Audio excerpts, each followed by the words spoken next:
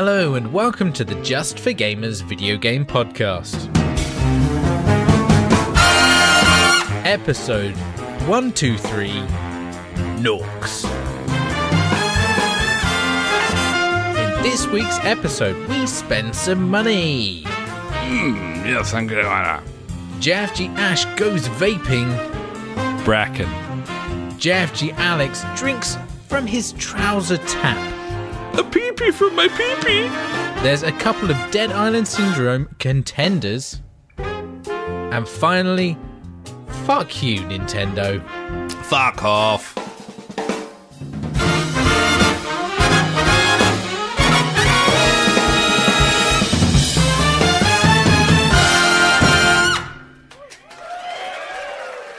Hello and welcome to the JfG podcast. This is episode 123. My name is Alex and I'm joined as ever by my very good friend Ash.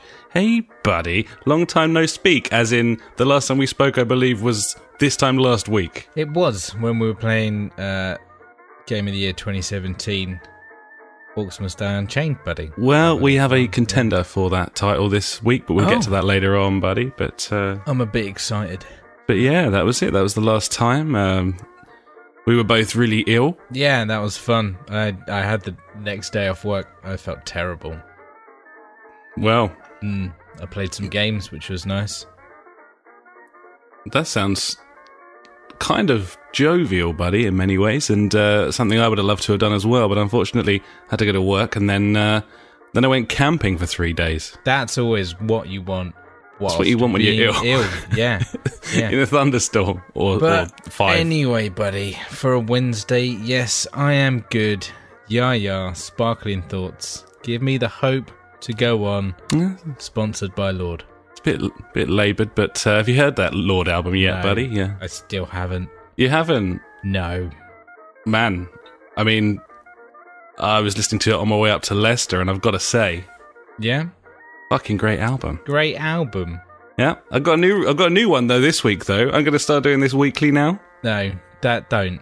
Yeah, we don't need that in our lives. It's going to become one of those fucking back and stroke Bracken podcasts where I'm like, This is it. We start with like music albums, then it'll be wrestling, then it'll be cartoons, music albums as opposed to sticker albums.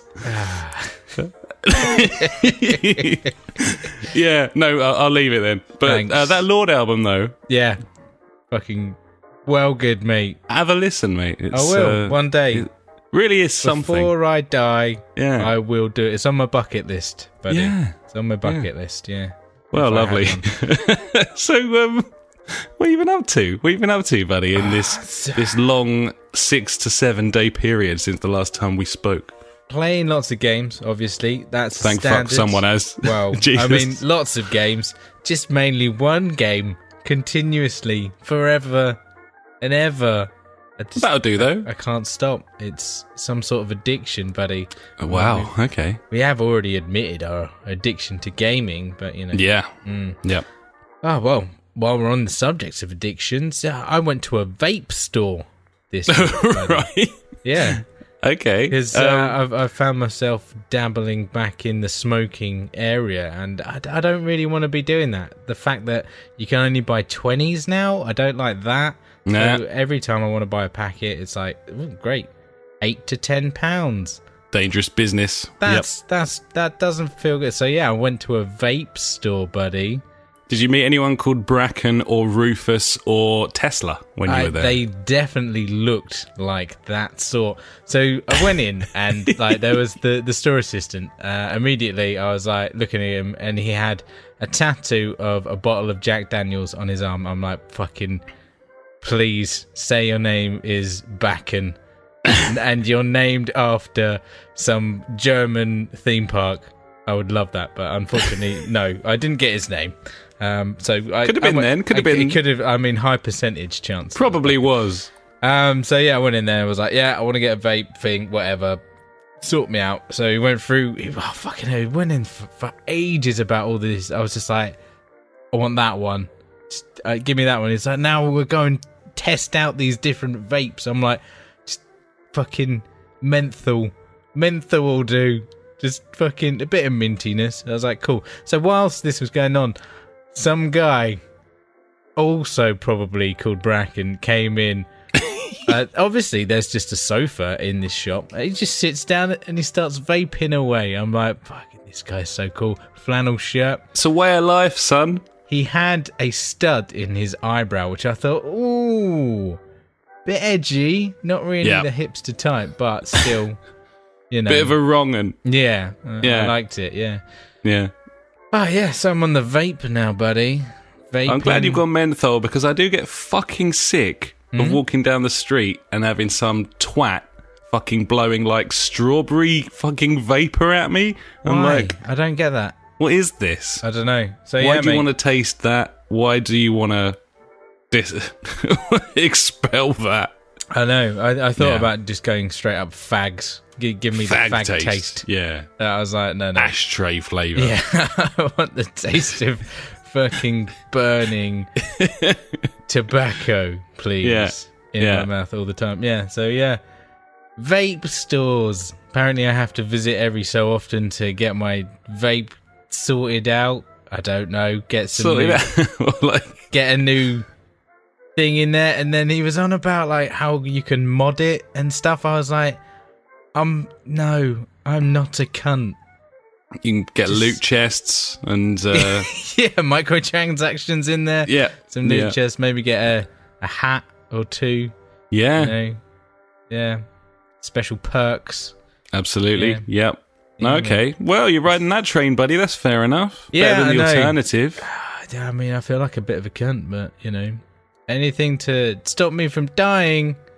We're all fucking Brackens here, mate. So I wouldn't worry about it. That's true. Go on the Brackens. I have done nothing really. I got my new big boy internet, which has been fantastic. It's obviously doing a cracking job right now on the stream. We haven't had any frame drops. The upload speed is it's pretty good. We're doing well. But also, I changed my secondary router into an access point. So now I have a further range of Wi-Fi. So after doing brief research, thanks to Dr. Google, I had Wi-Fi on the original like Virgin Media Super Hub or shitbag hub, and also the Wi-Fi from like my Asus one, it was like I could get it throughout the house, but now it's just like fuck it, I might as well just Uber charge that shit now. Why not, man? I gotta say though, fucking old Ask Jeeves turning in his grave, like literally the perfect problem for him, but I know, right? No. Couldn't nobble the Google, so there you go. That will happen. Sucks. Oh yeah, fuck! I haven't mentioned the first thing on my list. Yeah, my Google Pixel phone. About a month ago, it did some kind of update, and started messing about. It was proper silly. Started crashing, just restarting on its own. Like I couldn't use barely any of the apps because like you open it, it's like no, I'm not. I'm dead. This went on for a month. I went back to Carphone Warehouse where I got it from, and they said, "Oh no, because you're out of your 30-day like phase or whatever, we can't give you a replacement, but we can send it off to get repaired." I was like, "How long is that going to take?" "Oh, about 4 weeks." I'm like, "What?" I know. So yeah, they're really shit. I did some chatting with Google and was like, look, this is totally fucked. I went through all the stages of what I went through. I even upgraded to like the new Android operating system. Is it O, I think it's called, that's in beta at the moment, to see if like the operating system, like the new one, would fix my issue, because it looks like it's a software based thing. But no, that was still fucking up. So I had issues with the chat saying, oh no, you need to downgrade it back to whatever, 7 point something, before we can, sort it out. And then ended up doing that and then chatting away. I'm like, yep, no, it's totally fucked. And he's like, okay, then yeah. And in the end, they've sent me like, they emailed me through a UPS thing to send it in free of charge. And yeah, apparently it's going to take about a week. And they're just going to send me a brand new one. I'm like, that's ace. Thank you very much, Google. It's almost like they're the biggest company on earth. And could pull that sort of shit. No, that's good news though. That's really good news. It was funny though. I started watching. Have you seen The Circle with Tom Hanks and Hermione Granger? No, I've been told to watch it repeatedly, but I haven't watched it yet. I've watched like about 20 minutes of it, and so far, I will go back and watch the rest of it. But yeah, there's a bit in there. She's like, what's it called? Like a first line kind of IT support kind of person, and she's got to answer everything with like, yes, thank you, please. How can I help do all this? And what do you think of blah blah blah, and all the politeness. And like after every email I got for them, like there was so much like shit at the bottom saying thank you so much for your customers, and you know, I will be dealing with this personally. I'm like, no, you fucking won't. Don't bullshit me, you cunt. But yeah, no, it was just funny, like watching that film and then dealing with like Google. The exact same scenario. Yeah, exactly. It was weird. It was very strange. Nice. I guess the last thing that I need to confess is I've made I don't know, I guess one of the heinous crimes in video gaming you can say, buddy, and that's I've fucking spent some money on a free-to-play game. Now that's up for debate because we've never come across a game that was worth spending money on up until this point. That is the thing, buddy, yeah. And I'm going to do this this evening after we are finished podding. I'm going to spend the same amount, so we're sort of level playing field again. Cheeky £7.99 I spent on that'll do me. Norks Side Unchained, buddy. So how did you spend it in the end? Because we were talking, I think it was last week, about how we wanted to give them money, but we just couldn't really decide how to go about it without sort of just randomly buying chests. And we sort of, I think, settled on the fact that we just would have to do that. That was how we were going to do it. Yeah, it just makes sense because you're going to progress within the game itself by doing that instead of buying skins or characters or what have you. So yeah, what I did, I bought like the second tier, which was £8, which is like 2,000 something gold coins. And I've still got half of them left. I've still got over 1,000 left. Like no reason why. I could just spunk them all now, but I feel like I don't want to. So what I did, I bought just loads of the cheapest chest there, which when I did the math, it made sense because the cheapest one is 150, and then the next one up is 250, 350, 450. And it goes up in cards of 2, 3, 4, and 5. Is that right? Yeah, I think so. So it made sense just to buy the cheapest one because it's like 75 gold per pack of card. So you're getting the best value for money, which is a weird way of looking at it. But also the fact that the majority of the traps that I use at the moment are the basic ones. That they are like your arrow walls, your floor traps, your barricades, and things like that. We're veterans who mastered that shit from game to game. So. Exactly. So at the moment, that is. So yeah, I bought, I don't know, like 6, 7 maybe. I don't know. Maybe, yeah, about maybe 8. I'm gonna say 8. 8 of these chests, and yeah, man, I've leveled up my like barricades to like tier 4. I've leveled up my like floor spikes to tier 4. It's mint. It's well good. The only problem that I have now is I don't have enough skulls, buddy. I am lacking skulls.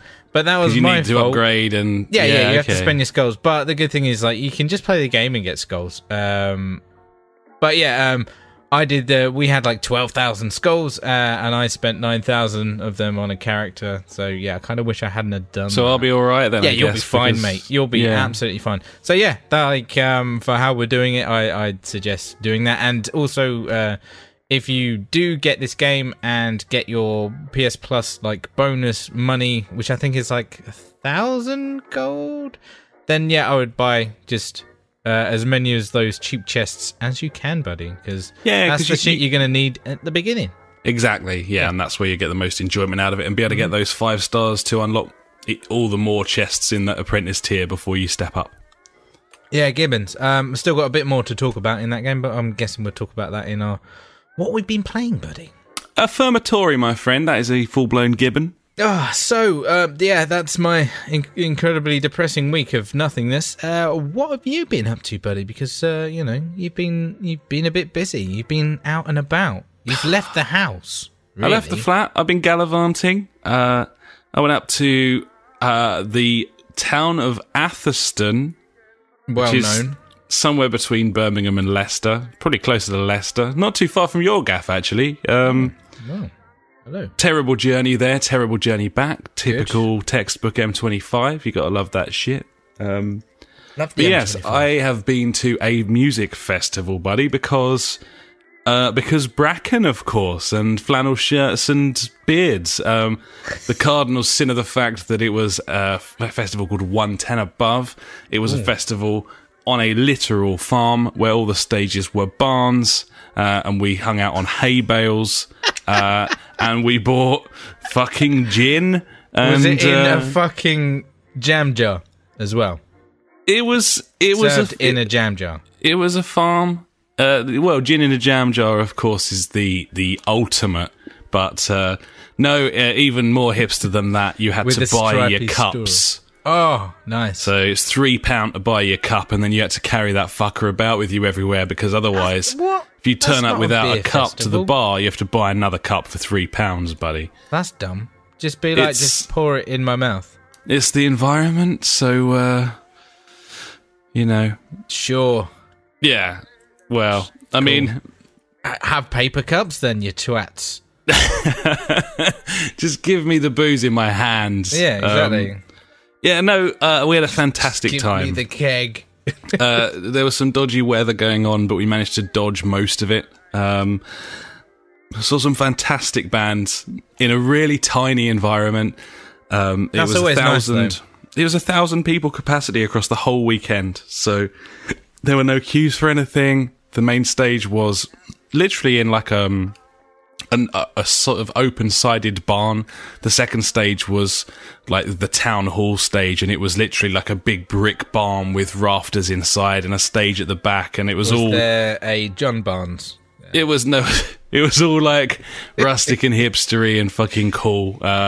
That all the food was like in these little like 30s like canopied vans, and the tables were ironing boards. Like, it was proper sort of dressed up with the giant light bulbs hanging from the ceiling and everything. It was just nice. There was, you know, like fire eaters there and like that sort of shit as well. But saw some great bands, one of which was Sundara Karma, buddies. Have a listen to Sundara Karma. But Stop also, it. but yeah, fucking awesome time. One thing that did happen while we were out there was basically when you're doing a little festival like this, any festival really, it's nice to get out, I find. Some people prefer to sort of just absorb themselves in the fucking otherworldliness of being on a festival site, and your whole mentality sort of shifting to the point where you don't have a shower and you're drunk like 85% of the day, including when you're asleep. That's great. And that's fine, and you can do it that way, but what I quite like to do is dip in and dip out. So we'll get up, you know, you always wake up early on a campsite anyway, and so we'll fuck off out of the campsite on a little drive to a nearby town or village at sort of 11:30 in the morning, and we're going to have like a pub lunch somewhere and see a bit of fucking culture and society again. And then we'll pop back in this sort of mid-afternoon and catch all the best bands and shit. So we did that both days. But what happened that was weird is I, like probably many people, buddy, rely on TripAdvisor a lot of the time when I'm in a brand new place. I've been there. It's just nice because you might only be in that place once. You don't really want to go to a shithole. And whilst I'm not the sort of hipster cunt to post reviews on TripAdvisor, if 500 people have been somewhere and 480 of them said it was good, it's probably good. It's probably right. good. Majority says. Except on this occasion, when the number one pub in this fucking town, Atherstone, it was number one, and it was overwhelmingly positive reviews, like 400 and something reviews, 3 of them bad, and we were like, well, you know, we can't lose. It started pissing it down with rain. We were like, we'll drive there, we'll go there, it'll be fine, and we'll have some lovely dinner. It was fucking shit. It was really shit. Like it was the sort of food you get excited about if you're a 12-year-old, like sort of chicken burgers and chips and fucking. It was Spoon's food, you know. Nice. Which it wasn't appalling by any means. Sunday. But if you go to the place that's number one on TripAdvisor, then you expect it's not going to be Spoons, is it? No, exactly. Like, that's mental. So yeah, that was really weird. We followed it up the next day by going somewhere else. And well, it'd be fucking stupid if you went back, mate. Well, we thought about it just for comedy value because the people in there were really weird and we were the only ones. So we thought about coming through the door dead on the same time and ordering all the exact same food. We decided that was going too far for a joke. So yeah. That's a joke at your expense, not theirs. Yeah, exactly. So yeah, we we didn't do that. But yeah, we went to the very mediocre town of Nuneaton the following day, buddy, and we had a lovely meal there, so that was good. Nice. But, yeah. Nice. But yeah, just great to get away. Probably should have booked more time off work, though. Drove home on the Monday after 3 nights in a tent and went to work at 6 o'clock on the Tuesday morning, so... it's always good. Fucking great. And inevitably, buddies, moving on, I obviously haven't played that many games. I've been away since the day after last week's podcast recording. But I've dabbled a little bit, so I should be all right. So I suppose we should probably go and talk about that, really, shouldn't we? I don't know if you're aware, this week's topic is actually video games, and I suppose it only really remains for me to ask you, buddy, what you're drinking this evening. Well, I've had one Liberty IPA already. I'm on the Blonde Witch at the moment, and I've got some Shipyard in the cooler as we speak. So yeah, I'm gonna pound that cooler pretty hard. I got more in the fridge if needs. Like it. Very nice. Should get me through, I believe, tonight. What about you, buddy? What are you on? Well, let me provide you a visual aid of what I'm drinking, buddy, because at the festival, there was a limit on how much booze you could bring in per person to the campsite, which was a bit weird. That's dumb. It was limited to a crate or box or a bottle of spirits. Okay. So obviously I took like a 6-litre box of wine. That makes sense. Yeah, probably just have 10 bottles of wine. Yeah, you're fine there. And then inevitably we didn't spend that much time in the campsite, so we came home with most of that booze. Wine in a box. Bag of wine, because also at the campsite and the festival, they only had about 3 card machines that worked, and on the Sunday night, the last night, all that shit went down, and we didn't have any cash, and there wasn't a cash point or a card machine. We couldn't buy anything anymore. So we went back to the tent, we pulled all the bladders out of the wine boxes, we stuffed them all in our pants, and we stole them into the fucking arena. Fucking well played. Yeah. So there we go. So there we go. But I've still got some left, so I'm finishing that up. That looks like about a bottle to me. It's kind of hard to see the... on the old stream there, but yeah, that looks like a bottle, so I'll be getting through that during proceedings tonight, my friend. How did it feel to have wine in your pants, mate? It felt scrumtrelescent, I would say. Yeah. Did it keep the wine nice and cool? Quite the opposite, and obviously it was the third day sans shower, buddy, so, you do some funny stuff when you're desperate for booze. In a festival situation. I felt a little bit like some of your prisoners. So. Yeah, I was gonna say. But I had the sanitation of the plastic and the tap. Then. You were safe then. Yeah, I pointed the tap away from my gentleman's area. Yeah, makes sense. So yeah. Just seeing it, like you undo your fly, I could have done that. Just fill up your cup. Allow me to deposit. Oh god! Imagine if you did that, and like without anyone seeing, and you just turned around and just started drinking. Oh my god! Yeah, no, it was in the right spot. I could easily have done that. Me, that would have been so funny. Just be like, "Is that guy?"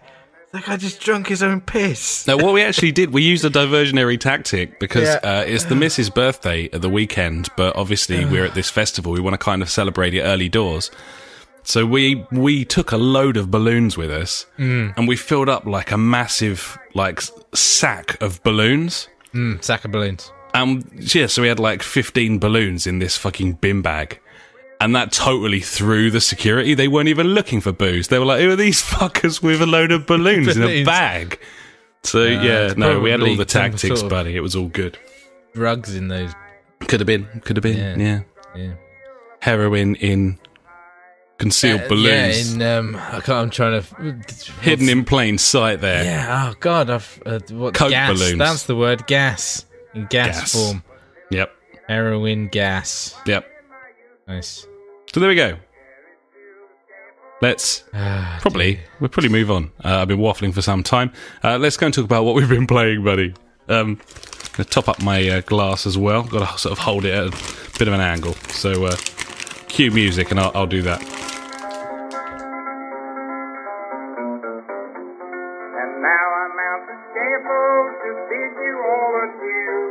That's the stuff. So yeah, I haven't played very much, buddy, but we haven't played many games, but I think we've played a lot of the ones we have played, if that makes any sense, which it most certainly does. So, do you want to get things going, buddy? Do you want to kick things off? Oh, yeah, go on then, buddy. So yeah, I've chucked a few more hours into Pyre.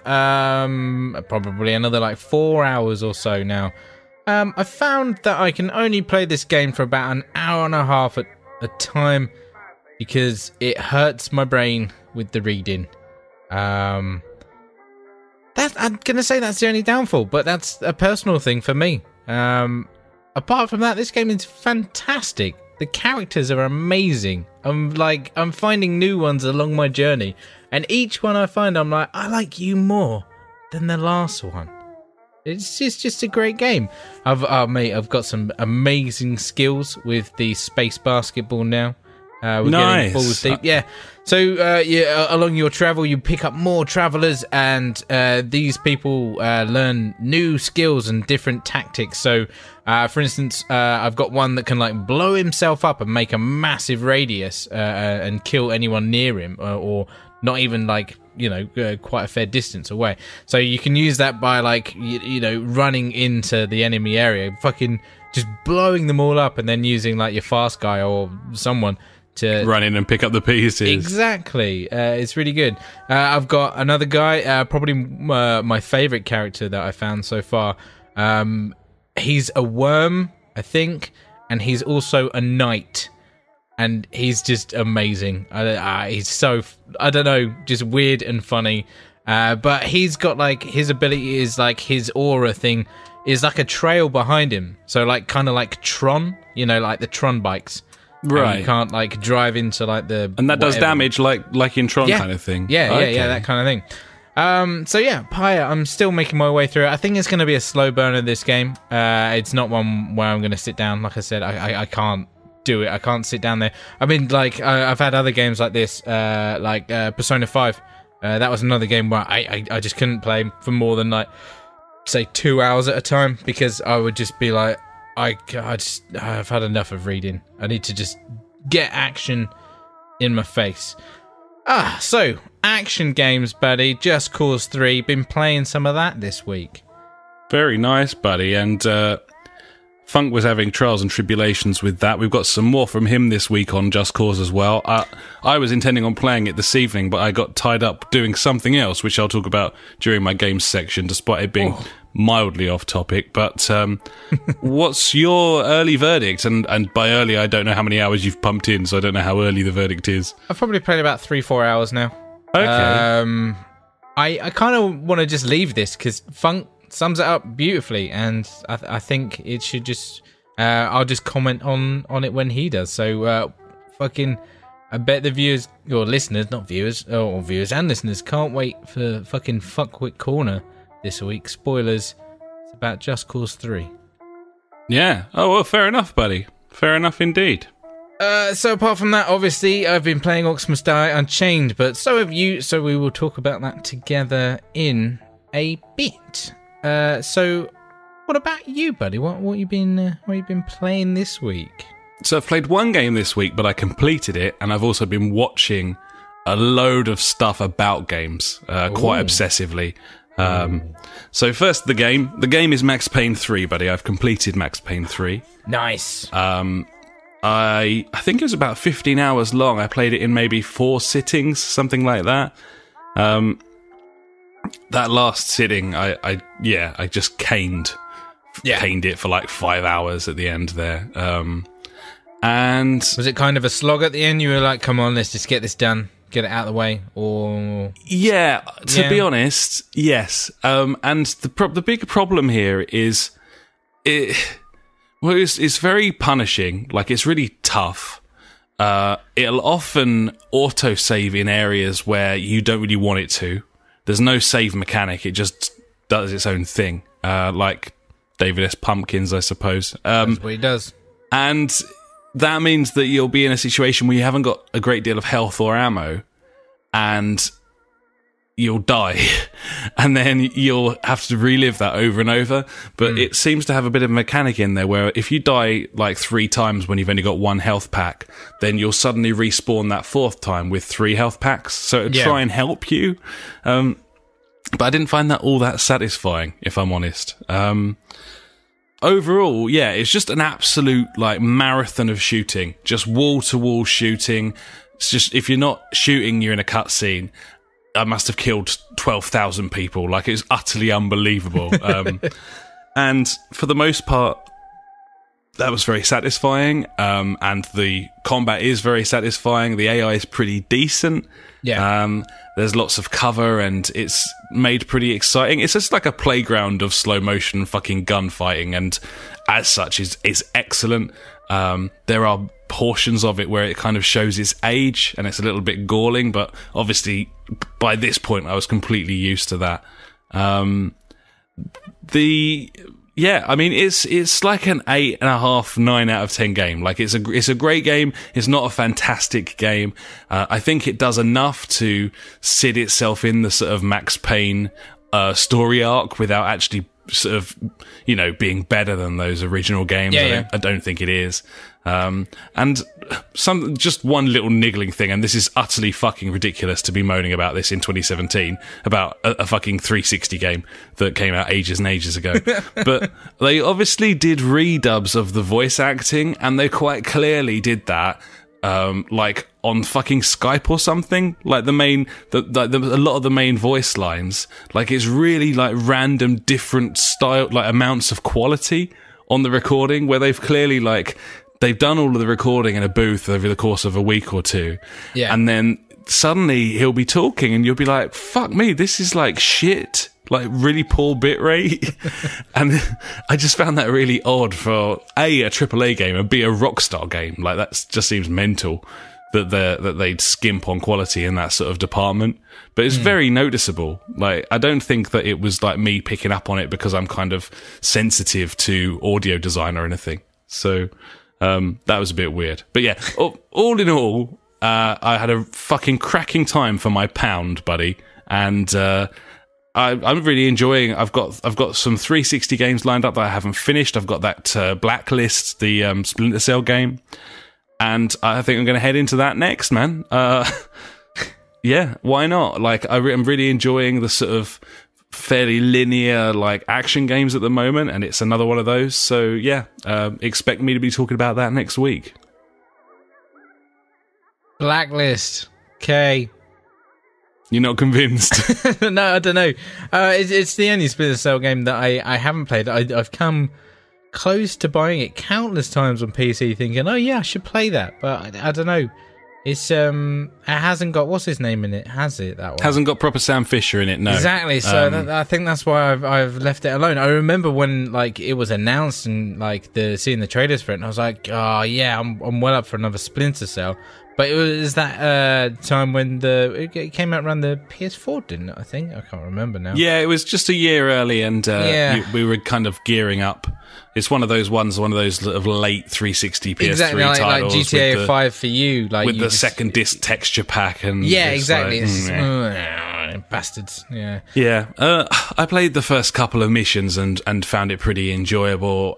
It's got one of those sort of central hub systems where you're supposed to be in this like futuristic plane with like a comms room and everything, and you can kind of pick your missions on a map rather than it being a linear story, which is something that I'm not especially keen on. And I am tempted to just go out and buy Conviction and play through that again, because I loved that game. It's absolutely fabulous Splinter Cell game. and I'm just enjoying my like last gen gaming at the moment. I don't know what it is, but it's so cheap, and the experiences are barely like worse. Yeah, I don't know.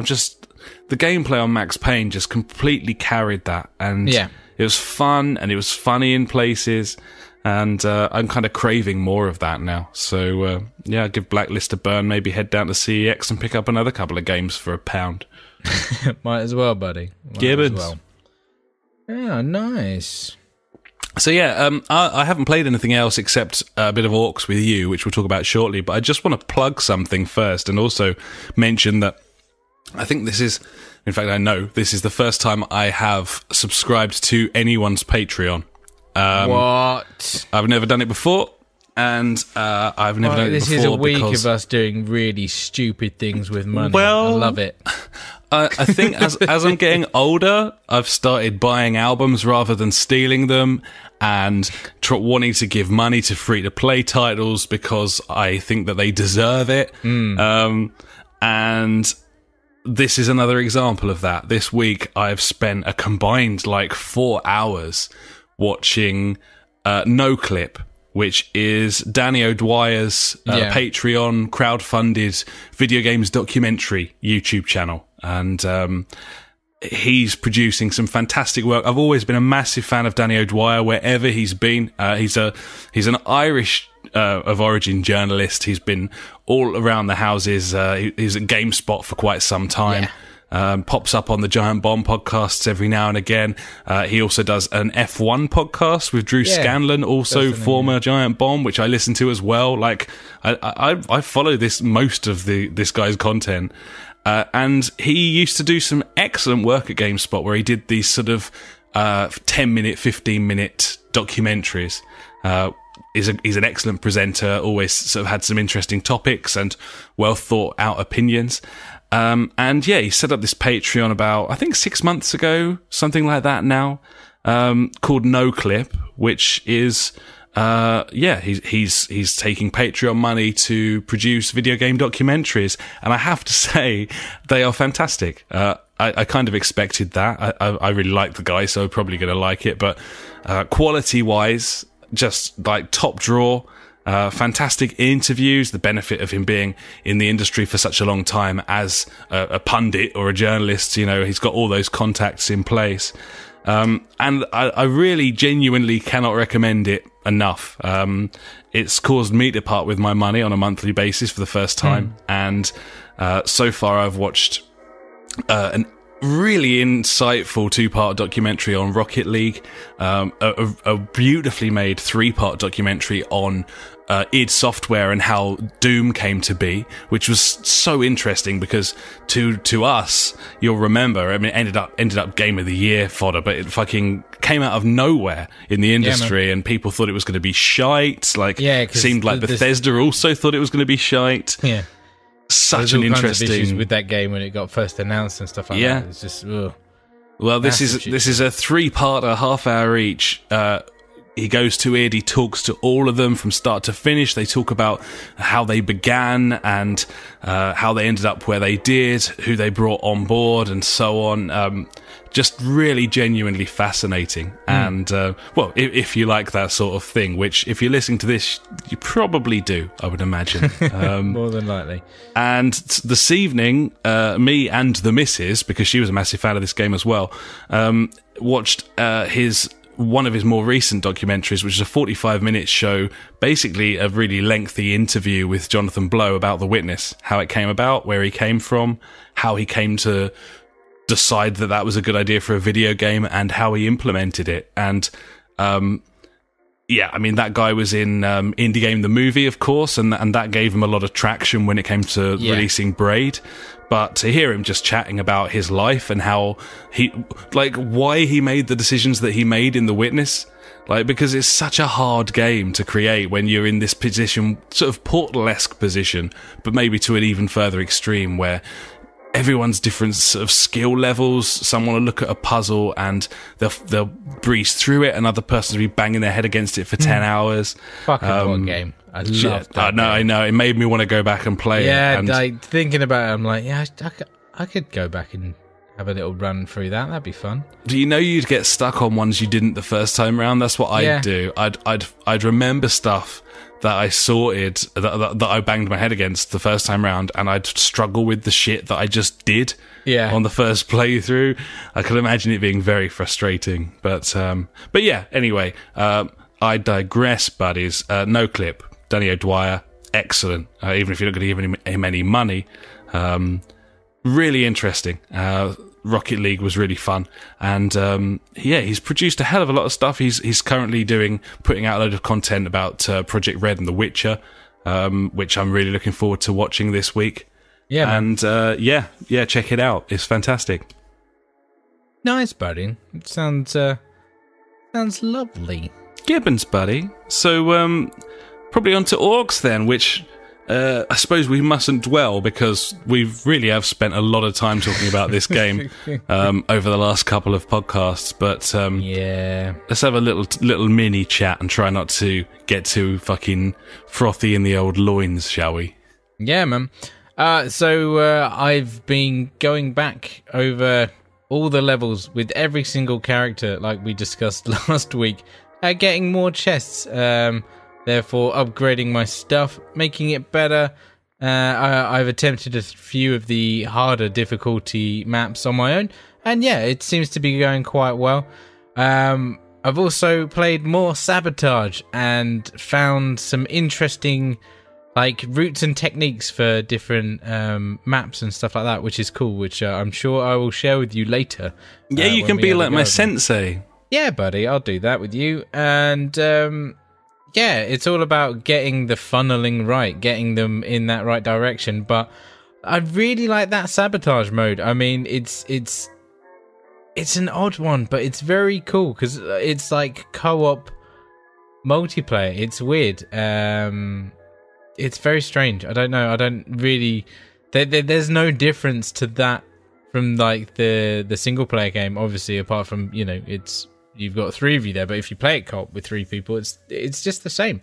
You've got a few variants where you can send in minions and your enemies can send more minions to you, so you have to deal with them. But it's just a really good game. There was a patch for it yesterday, and for some reason I found myself reading the patch notes, which I've never done before on any game I can think of. Can you shed any light on that, buddy? What anything stand out there? There was loads of patches. It seemed like a massive thing. Nothing that anyone really cares about, buddy, apart from me. Just sort of background bug fixes and balancing and that sort of thing. Yeah, lots of balancing and stuff like that. That's pretty much what that game's going to be. A case of balancing. I think they've added a few new weapons and stuff that you can use. Obviously, there's been some new characters pop up that you can buy. I think there's a new vanity chest you can buy, buddy, because I know you love vanity chests. I really would love to know how this is doing, I haven't seen any coverage for it on any gaming site. I don't know what the sort of player numbers are. I really hope it's doing all right, because I feel like it... because you're gone. I feel like it deserves it, but I guess you never really see a great deal of stuff about free-to-play games on gaming sites. They kind of consider it a bit poisonous and perhaps steer clear, but possibly. I'd love to know the player counts on PS4, just out of sort of curiosity of how they're getting on, how they're doing. I think because obviously it's been out on PC for quite a while, it's just no one really cares about it anymore or whatever, but this is new ground for us, buddy. This is, we're getting to play this game together, and it's awesome. I'm loving it. I've logged in pretty much every day this week and played some sort of thing on it, at least. I went and did the prologue because obviously we skipped that the first time. Did you get some chests for that? No, nothing. But I just wanted to see if there was something interesting that it would tell me, but no, there wasn't. I knew it all. Okay, I won't do that then. No, don't. It's thank pointless. you for I got a trophy sparing me, which was nice. Tropheo. Yeah. So yeah, Orcs Must Die Unchained, buddy. Fucking, I just want to play more of it. It's my go-to game now at the moment, which is, I think it's going to see me through till Destiny 2 as well. You know? Seriously, I mean, we're clearing through this month and heading out of the summer drought already. September's looking decent, and I tell you what, if it wasn't for Orcs Must Die Unchained, I would have been fucked this summer. I think I don't know what I would have been playing. Yeah, I don't know really. I mean, I think I've probably got enough to be getting on with that I probably should be getting some value out of. Oh yeah, definitely. There's loads of stuff that I could be playing, but like nothing that's like, yeah, I want to play this. Like, yeah, well, for me, it's excited. Orcs has pulled me away from the sports games that I was enjoying, and I'm sure I'll go back to those. Fuck! I've played a shitload of NHL this week. Oh, have you? I've got the skills now. Oh, hello. I'm top scorer in the league. Like, everyone else is on like 15, I'm on like 30. Shit, the bed, what brought this on? I don't know. I was like, I think it was one night I was like, I can't play Orcs Must Die tonight. So I was just like, oh, let's play some NHL. And yes, mate, I've been doing some deeks, getting stuck in. I'm loving it. Fucking hell. NHL, mate. He's NHL away. 17. Greatest sports game out there, mate. Fucking seriously. It's so much fun. Like, the speed of it is just so awesome. And like when I do like something good in defense, I'm just like, yeah, fucking nailed it or whatever. It is very satisfying. It's so good, mate. It's so good. I'm shit at teamwork though. I'm fucking terrible. Like, Coach not happy. Coach hates me for teamwork. I'm very selfish. You fucking score all the goals, mate. You don't need to be tracking back. I know, what right? is this? And like, because I'm playing like the Be a Pro mode. Mel's shaking his fist at us right now. Because I'm playing the Be a Pro mode. Like, I've got like a time limit in like the bottom left hand side saying like, right, you need to get back in to like get back to the bench. Your time's up. You need to let everyone else in. I'm like, fuck off. I'm gonna score a goal any second. Don't bench me now. We need to score. Fucking regs. Bullshit. I know. But I think I'm like 15 games undefeated now in the league. Fucking ace. Nice. About it. Yeah, man. I forgot about that. So much fun. Sports games, yeah, buddy. And you're going to take your vastly improved dude online with us, aren't you? I don't think so. Oh no, it's separate now, isn't it? Sorry. Isn't it? Yeah, they separated it. That's separate. Right. Yeah, the single player and multiplayer is separated. Okay. Well, I'm glad that you're getting some fun out of that. Oh, mate, so much fun. And yeah, that's what I was. It was that and the show was what I was playing until Orcs came along. I was tossing up, going either. I was like, do I play baseball or ice hockey? And yeah, ended up going ice hockey, buddy, and did not regret it. Both fucking great games. And, yeah, man, seriously. I will really return good. when the glamour of Orcs wears off, but that's not happened so far. And, not yet. We'll see how we go there, buddy. Gotta get those chests. Oh, I love chests. Oh, so good. Cool. Really well, shit chests. Unless you have anything else, buddy, I think we will move on. No, I can't think of anything off the top of my head like NHL. So no, I'm done. Roger. And now it's time for the news.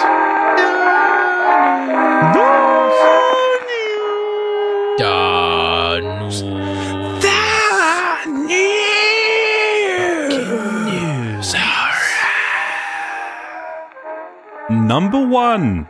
Number Wang. Number Wang, buddy. Number Wang, indeed, as Ghost Recon Wildpants official title, has now got a demo on the Xbox One and PS4. You can find it on the Xbox Store, the PlayStation Store. Try the first 5 hours for free. Good lord, they are trying to get people to play this game, bless them, buddy. What do you make of this? Like, is it just a sort of reaction to EA's sort of access stuff and the fact that they've made some PlayStation... they've made some trials available on PS4 of late, or do you just think they're fucking trying everything they can think of to get people to try and play this game, which people are not playing? Probably. Who knows, mate? I think it's probably the latter more than anything, trying to get more, because obviously, like, it did really well when it first came out because there was no other competition around when it was released. So yeah, that was like game of the week for fucking ages. That was sad times, mate. But yeah, they're obviously just trying to get people involved with it, and I was on Hot UK Deals this week, as I am most days and weeks. Rude not to in many ways. Obviously. And a guy on there was like, yeah, I've gone past the 5 hours. I'm still keeping progress. I think I'm on like about, I think he said it was like 10 hours in or something. This game might be free now. Oh shit, okay. But funny, this happened with Destiny as well. Like a year or so ago, they brought out like a demo where you could get up to level 10 or something like that. But then it just kept going and going, and you could just keep playing it. What it might be is when you put your PlayStation in like rest mode and don't actually like quit the game, it might just carry on from there. But yeah, who knows? But there you go. If you want to play Wildpants for now and forever, just keep your PlayStation in rest mode and you're good. Shit. Free. Okay. Yeah. Well, I mean, we don't have to do that because unfortunately we bought it. Yeah. I've been thinking about going back to it though again. I mean, it's not that I wasn't having a good time. It's just that much better games came out. That was the thing. Yeah, and that can happen. Sideswipe a shit game like that, you know, it's one of those. Number 2, Konami. Let's talk about this. Forget about pachinko machines. No, we're safe, buddy. It's PES related. So it's not a problem, don't worry. Konami announces new PES global partnerships. You'll remember with PES 2017 that they announced global partnerships, i.e. exclusivity deals with Liverpool and Barcelona, one after the other. Being able to play at Anfield, it was ace. With all the chants and the flags and the shaking of the tuchus. Beautiful. Barcelona kind of less so, very brilliantly done, but you do get sick of their little anthem starting the...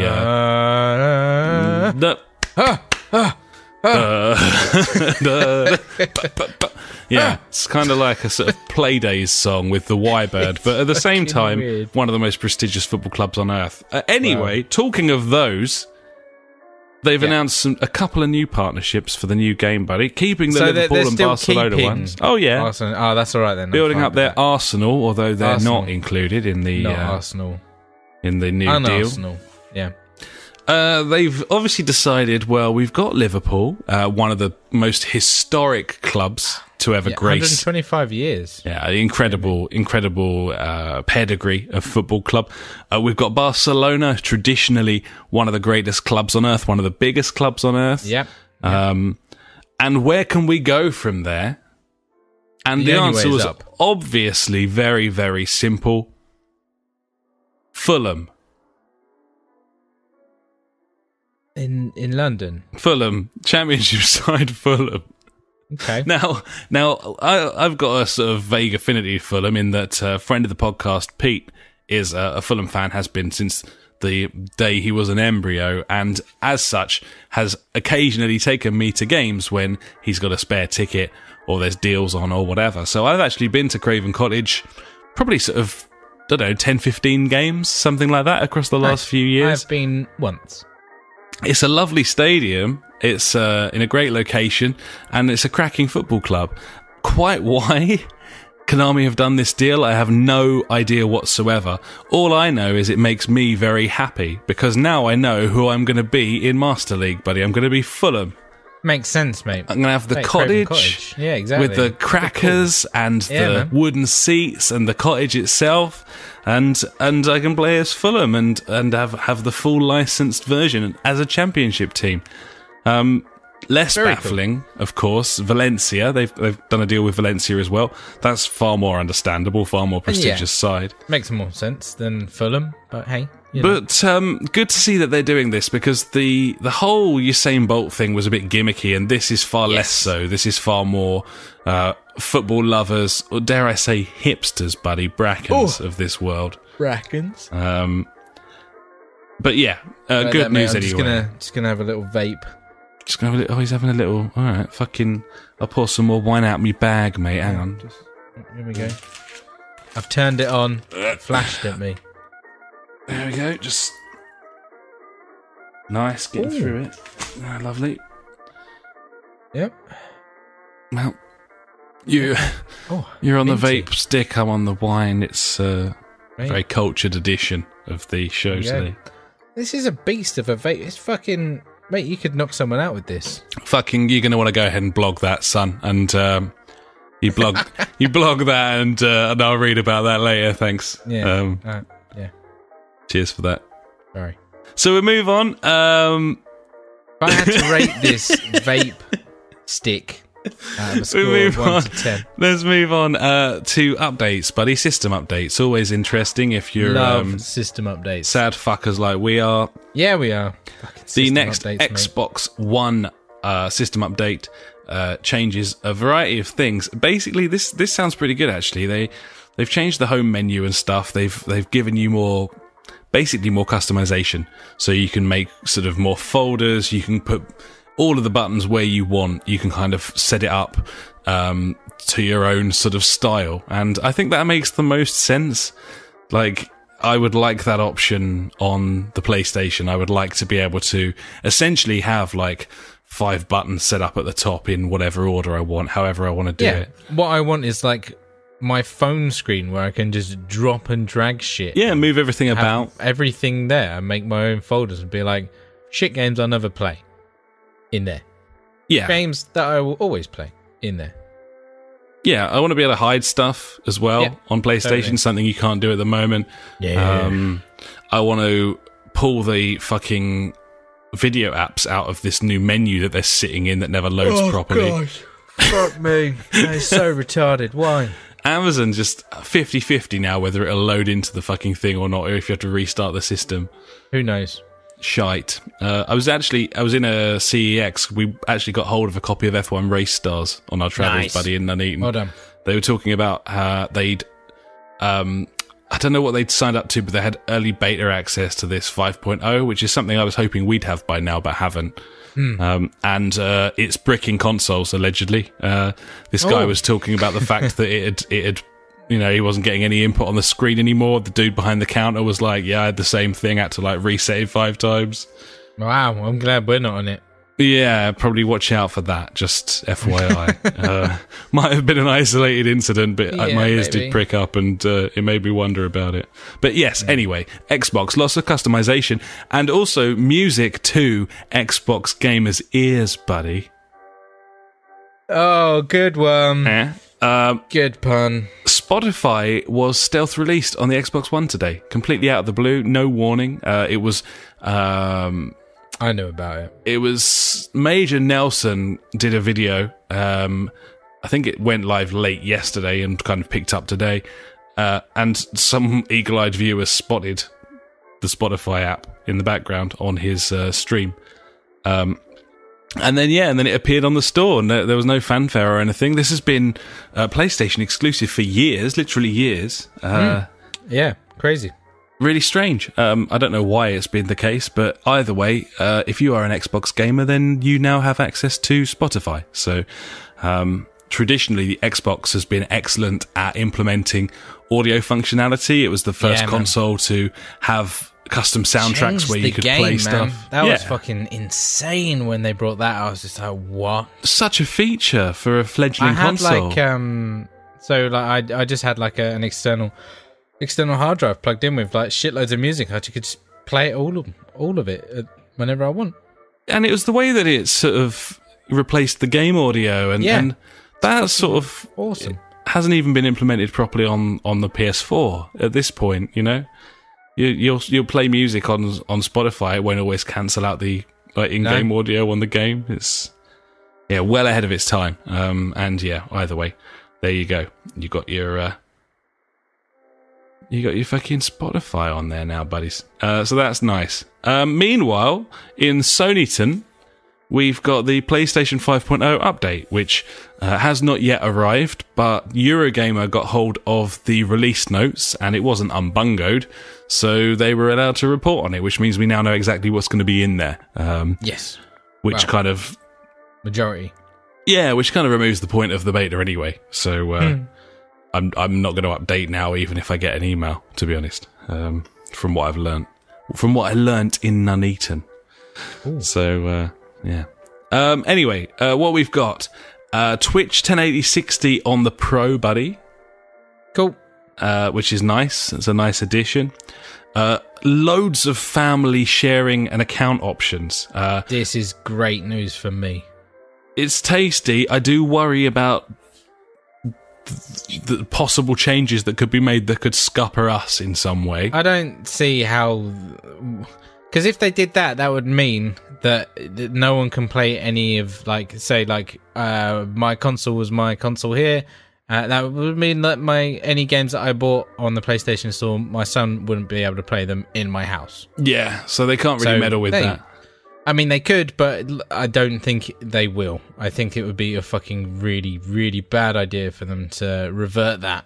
But no, what they have done is the fact, like, yeah, family account options. So, like, you can have multiple adult accounts on there. You can have fucking finally age restrictions for accounts, not for the console. Because obviously, at the moment, like, I tried to implement age restrictions on, like, my son's account. Because I don't want him loading up, like, GTA or, like, Outlast or whatever. Fucking, yeah, well, maybe. That's pretty cool.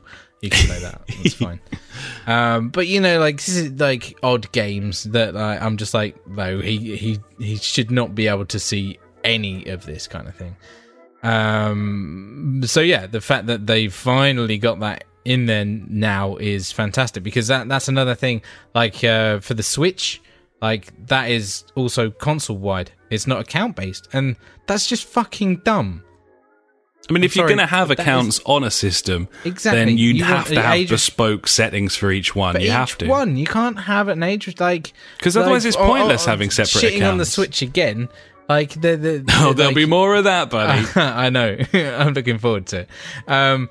So, like, yeah, like, age restrictions and stuff, you can set, like, a timer on it for the account, but that applies to all accounts. So, like, you know, you can have, like, a parent timer, so they can only play between the hours of, like, 6 and 8 or whatever you want. But then that means that you can't play it after that as well, which is, just don't.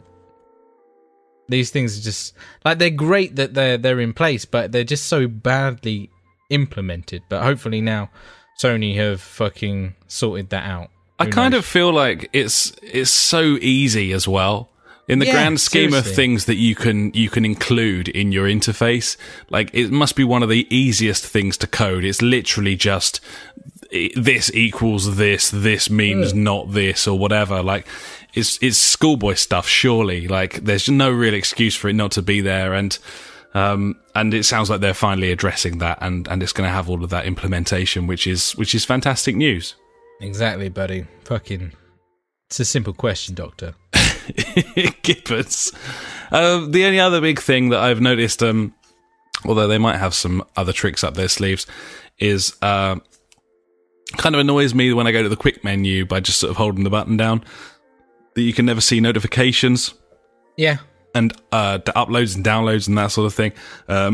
They're now adding that to that menu, so that's more implementation where you haven't got to go back to the dash and scroll about and shit. Especially if you're in a position with us, like, we've got so much software sitting there and it kind of is quite sluggish, especially with a game running. God, yeah. And you don't really want to be scrolling up and then along the top and going to notifications, and then they've taken the download thing away, so you have to go notifications and then click on the download, and then it you know, it's just bullshit, isn't it? Yeah, it's like, you know, their fucking web address, store.sonyentertainmentnetwork.com/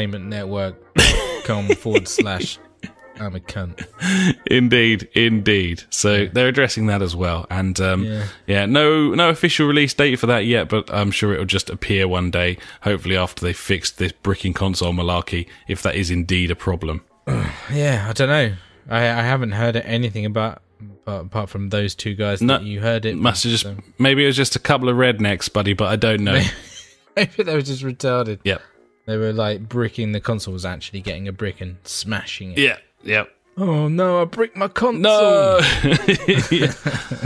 No, this guy said he tried like multiple TVs to get a picture, but it sounded like that HDMI problem that was kind of prevalent when the console launched, if you remember. Ah, yes, I do remember that. Yeah. Obviously I didn't speak up because I'm not a nice person, so obviously that guy's a cunt. Exactly, fuck him. Moving on. Middle-earth Shadow of War. It's now been announced that it has ranked PvP. That was suspicious, that announcement, because it's nice. I mean, no one really asked, but also I don't think anyone really cared or wanted it. But more importantly, sort of mentioned as well in the blurb, Middle-earth Shadow of War is going to have loot crates, loot boxes. I love loot. Yeah. Especially loot that comes in boxes that I can pay for. I believe so. Even better. Has not been announced yet, but yes, this is a Warner. Yeah. Is it a Warner game, this one? I think. Yeah, I think so. Let me just double check that, otherwise I sound like a prick. I'm going to say yes. I'm going to leave all this in, so hopefully you are just a prick. Shadow of War game. Warner. It is Batman. Warner, yeah, it's Warner. Yep. Yeah. It sounds like this is going to be microtransaction heavy, buddy, with loot boxes and shit. I can't verify that. I'm only accusing rather than confirming at this point. But this does indeed sound like a $59.99 game that's also going to have fucking pay to win mechanics in it of some description. So, boo, fucking boo. If I had more to say about it, it would have been a Phoenix this week, but I couldn't be asked. Because I don't really care about that game anyway. I've got some sort of issue with that game and Shadow of Mordor. I never had an iota of interest in. I played it on the PC and I was like, oh, okay, so it's a tower game, not like like Assassin's Creed. Climb some towers. Yeah, I was like, fuck that. But I don't know, it looks cool. It reviewed well. This one looks cool as well. The Nemesis system seems decent. But I couldn't give a fuck. Just couldn't give a fuck. Don't know why. No real reason for it, and it's not any sort of comment on the quality of the game at all. But yeah, microtransactions in a full-price AAA title is always some bullshit, buddy, and it's looking suspiciously so. So there we go. Wow. We'll move on. Minecon. No more Minecon, buddy.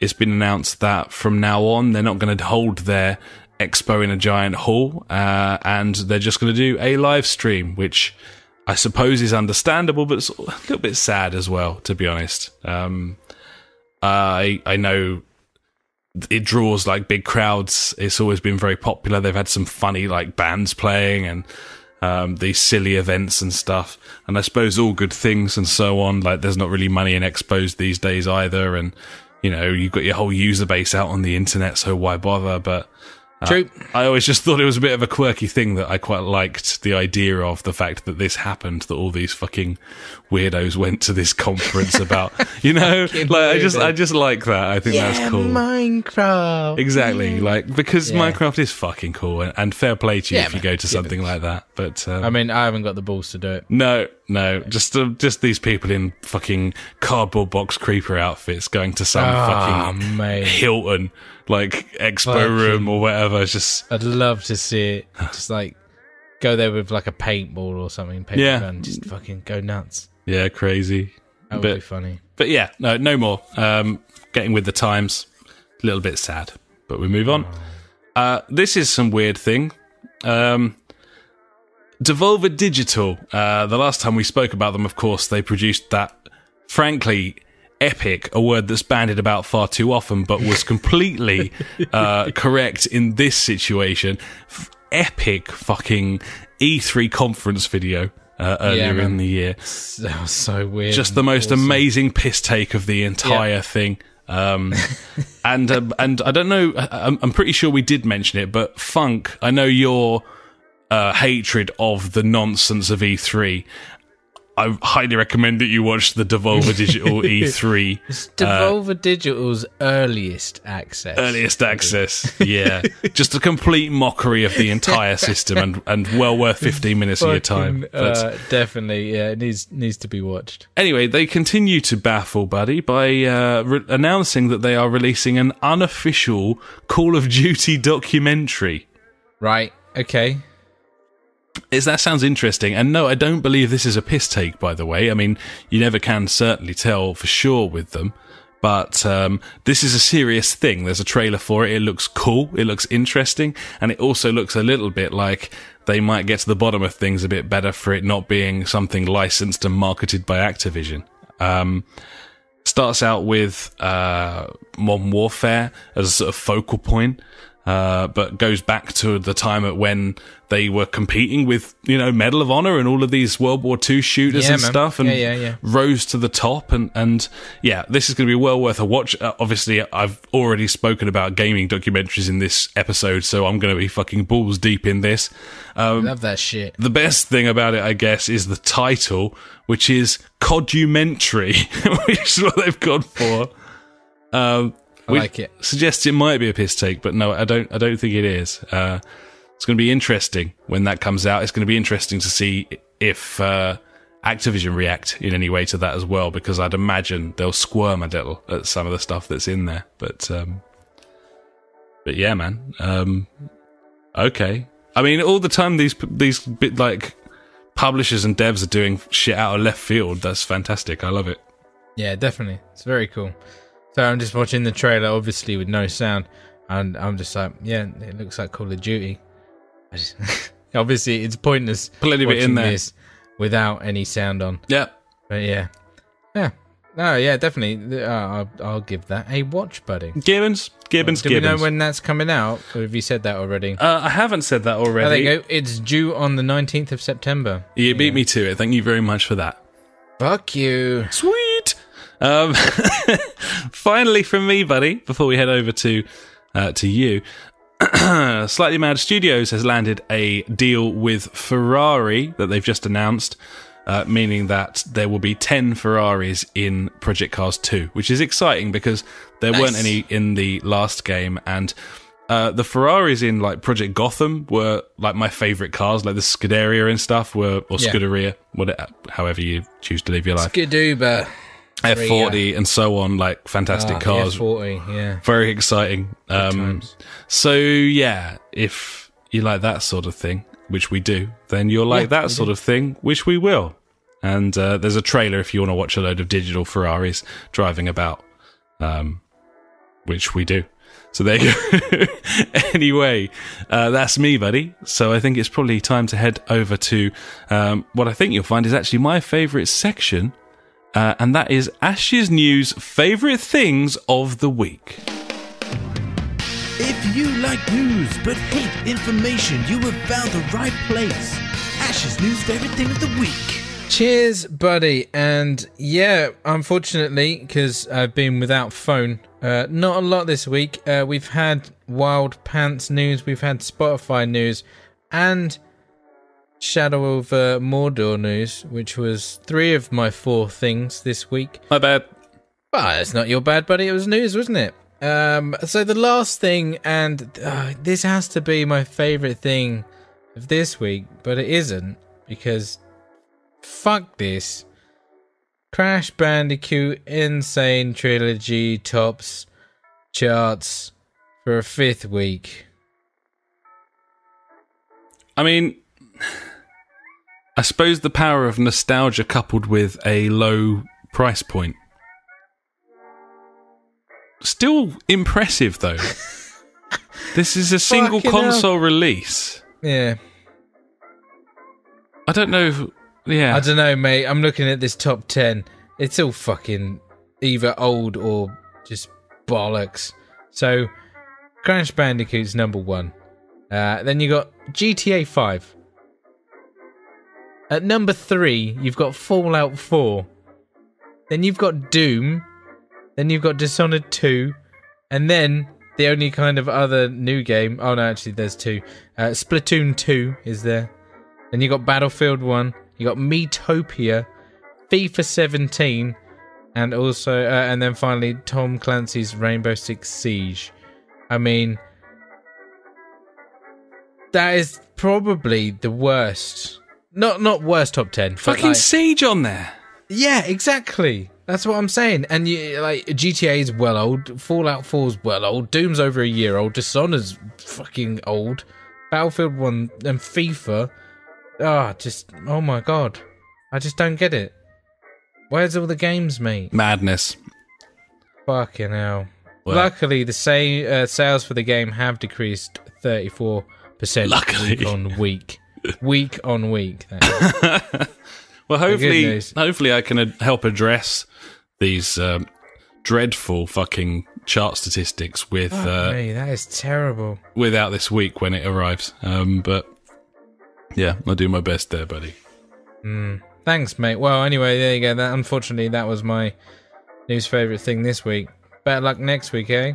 Well, fair play, buddy. Yeah, you can only present to us what is in front of you unless you go out and start making news, and that sets a dangerous precedent involving a high body count and someone presumably like wanking off the top of a building. I mean, I don't know. That's a sticky situation. It certainly is for all involved.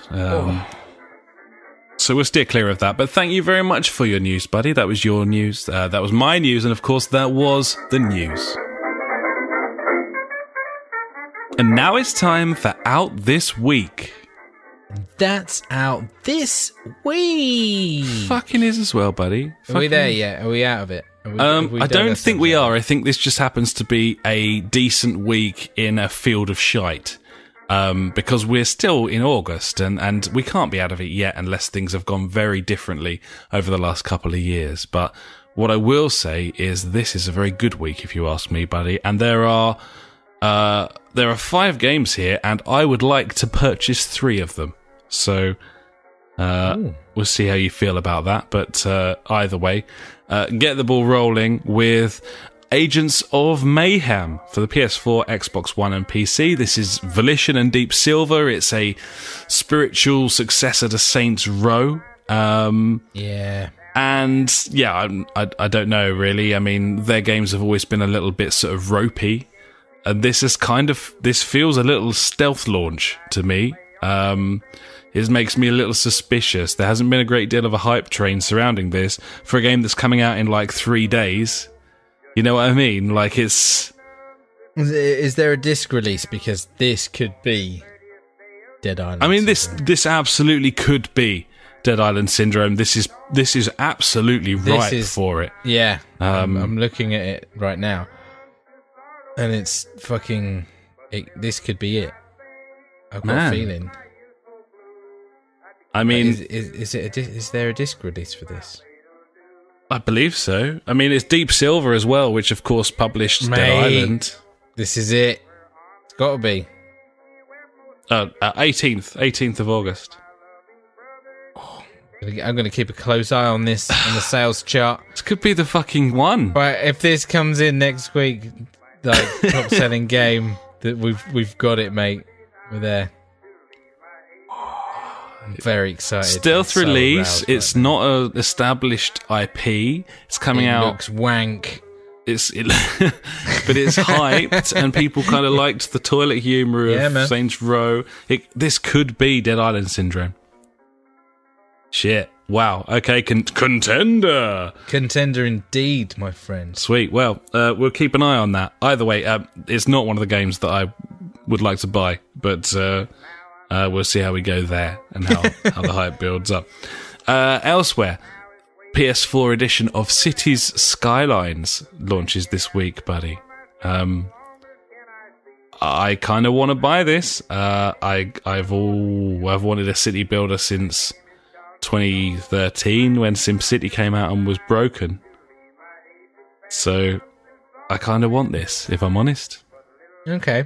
Comes with all of the DLC packs that have been released on PC, including the After Dark pack, and yeah, I don't know. Well, I suppose we keep an eye out for some reviews as to how the controls are implemented. Yeah. But to be honest, you can just read an Xbox One review of that at this point and get the gist. That's because true. The control scheme will be the same. So. Yeah.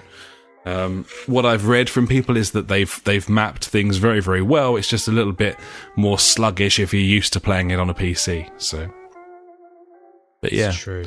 Could be fun, and we should look into the multiplayer elements there as well, because I believe there are some. Ooh, yeah. I thought that might pique your interest. Yeah, no, that sounds cool. I believe that there are some. So there we go. Matterfall releases on PS4 this week.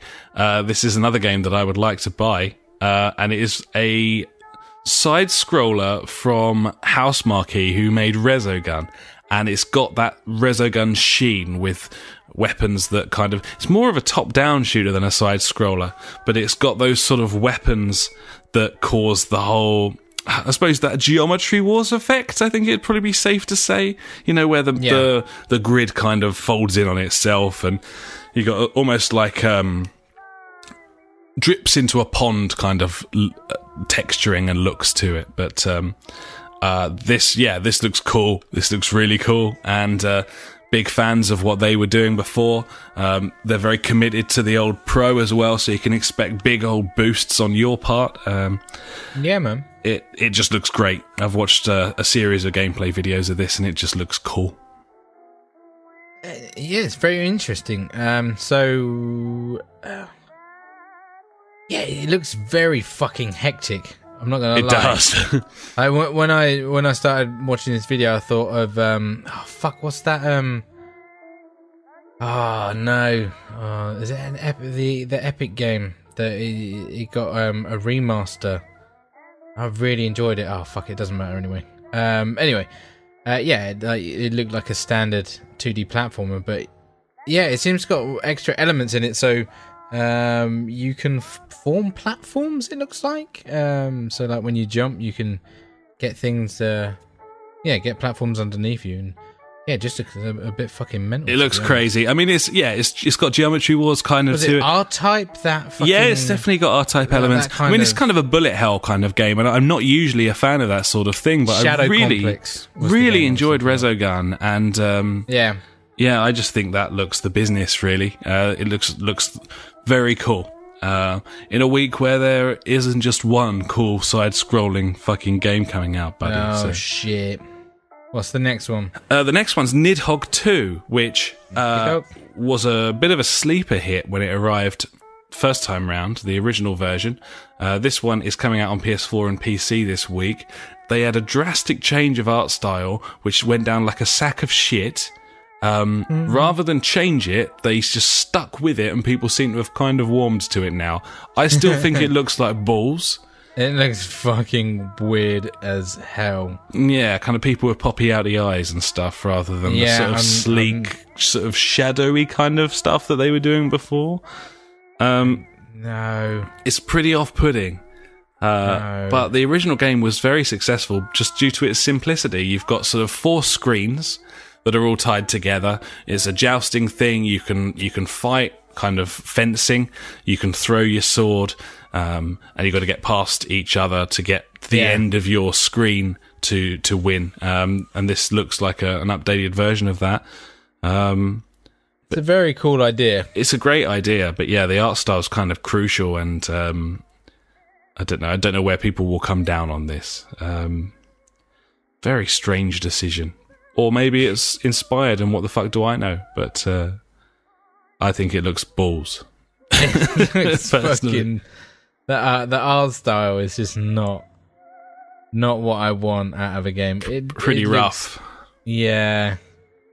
I mean, it's got some good ideas, like nice ideas. So, like when you die, like the blood splatters, it kind of like trickles down, and so because it's 2D, it looks like it's going underground, kind of thing. Yeah, which is odd, but it's very bit Mortal Kombat, nice idea, that sort of thing. Yeah, that kind of thing. But just no.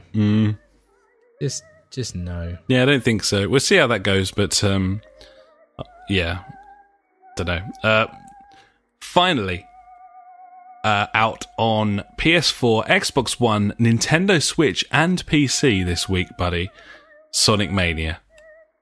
What's that game then, mate? That'll be the new Sonic. There's the new 2D Sonic game, buddy. What's it about? Who's this Sonic? He's a little blue hedgehog. He's a bit of a bastard. And why would I play as a hedgehog? Well, it's up to you, really. But he's got little red booties, if that kind of helps you feel a little bit better about it. A little bit, I guess. He can sort of do super spin moves and shit. This game looks awesome. I know we're in Retro Town and bullshit, fucking nostalgia bullshit, bloody fucking blah. I don't care. It's a new Sonic game. It's exciting. I love the look of it. There's all manner of different elements to it. They've got all the different special stages, from the sort of spherical world where you run across the little globes and change colour and rings, to the tube that you run through in Sonic the Hedgehog 2 with the multiplayer elements.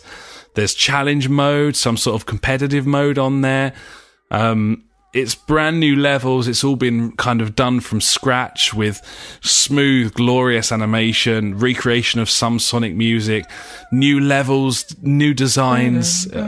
Just looks awesome. It just does. I absolutely want to play through this. I think it'd be really fun. Not in a Crash Bandicoot nostalgia kind of way, in a genuinely shit in the first place. Great classic game kind of way.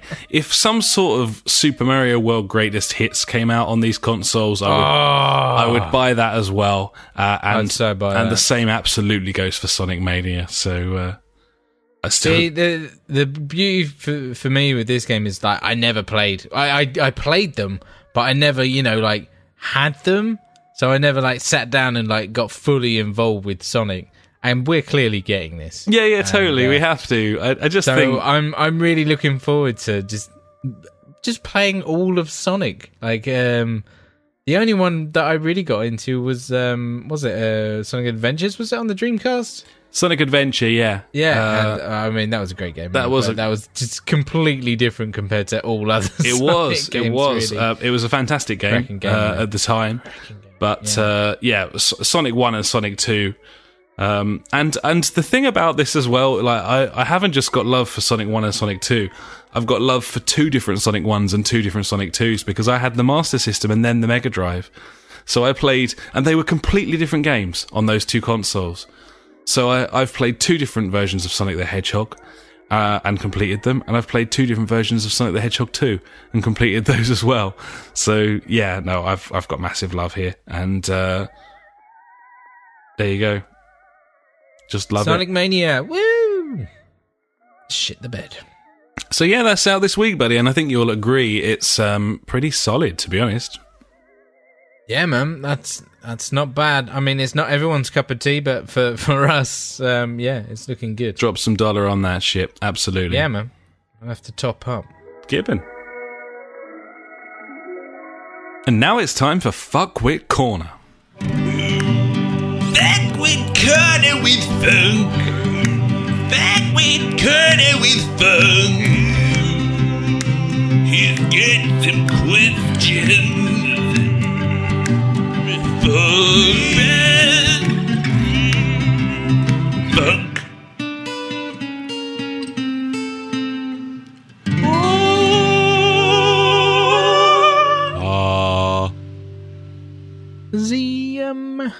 Got any questions this week?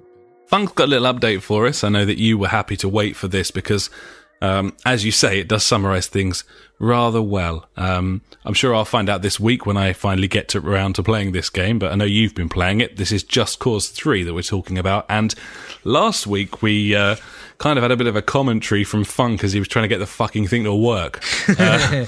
Oh, mate, don't. Since then, he's warmed to it somewhat, so this comes in from Funk this week. He says, Just Cause is actually weirdly fun. Once you accept it's buggy as hell and there is zero precision when walking, driving, flying, wingsuiting or parachuting, you can have a ball blowing shit up. There are loads of challenges to do, but that is where the wooliness starts to get annoying. Overall, gotta say I've played it a good 5+ hours and no sign of getting bored yet. Yeah, so this is where I wanted to come in and kind of agree with Funk. It is weirdly fun. At first, I skipped all the cutscenes because I was just like, "Fuck this! I don't care. Just get me in there. I know what I've got an idea of what this game's about. Just fucking a lot of mayhem, let's say. The driving is worse than Watch Dogs, I would say, and that's saying something, buddy. Fucking that sounds dreadful. It is the worst driving I think I have ever come across. How can you make 3 of these and it still be fucking toilet?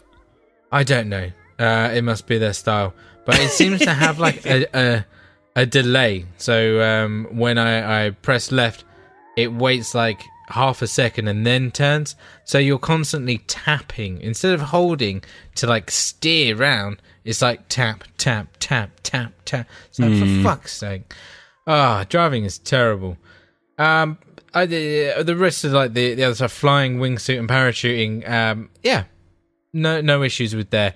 The flying is better than Wildlands, definitely, because the flying in that is not hard, stupid. Yeah, and the wingsuit and parachuting is probably some of the most fun you can have in that game with your grappling hook. So the beauty of this game is you have a grappling hook. You can just grapple on something, start pulling yourself, then jack off your parachute. That's right, jack it off, buddy. I like it. And then you're up in the air, and then you can keep using your grappling hook to pull yourself along.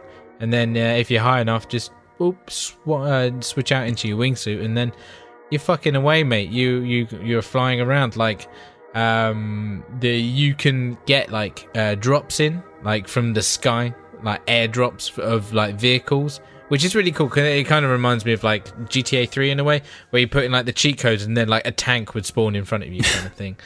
But this is just totally legit in game. It's like, yeah, you can do that. Just phone us up and we'll drop by whatever you want. Just ammo crates and everything. So it's cool. And how intuitive? Sorry to interrupt. How intuitive is the controls there?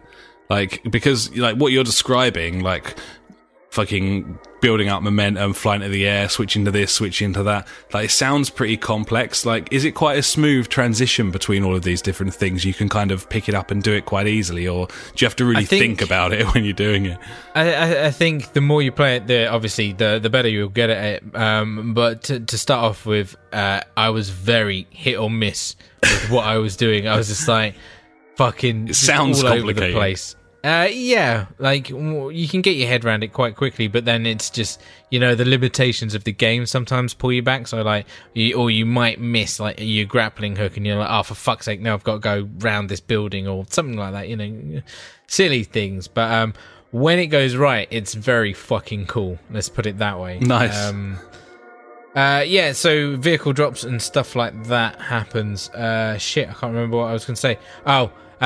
The best thing that I found, though, with your grappling hook is so you can grapple stuff together and then pull them towards each other. So, like, the way it shows you in the tutorial is there's a massive, like, gas tank that needs blowing up.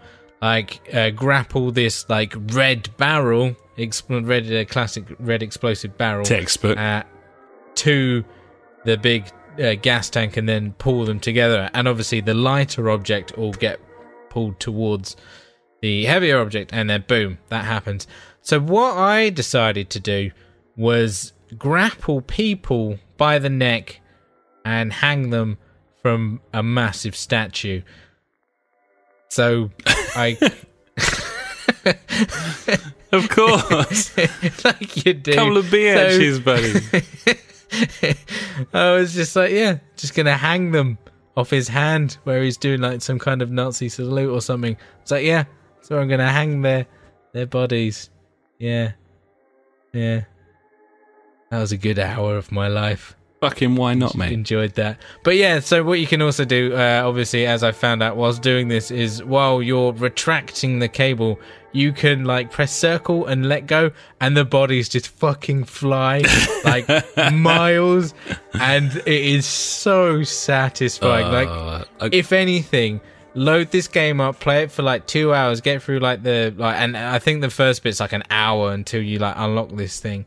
And then when you do, just fuck about for a couple of hours, and that's all you need to do with this game, and that's it. You would have enjoyed it as much as you can, I think, or that you would have got the best bits out of it. Yeah. I'm looking forward to giving this a burn now. It's you just got to accept its limitations, I guess, and then if you do that, you're gonna have a good time. Fuck me, the frame rate is terrible in some situations.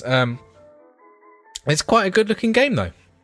So swings and roundabouts, buddy. Gibbons. But yeah, definitely worth playing just for the comedy thing though. But yeah, then just a tip: there's a bit where you have to drive a moped. Don't take it off the road. Okay. It's just a bad idea. I restarted the mission 3 times because I was like, I'll just cut this corner. But yeah, there was a massive drop into the ocean on that corner. Roger. I will bear that in mind. And then, so I did that one time. I got to another corner, tried to cut that corner, and fell down onto another road, and I was like, "Oh, it's fine. I've landed on a road. I'll go for a drive."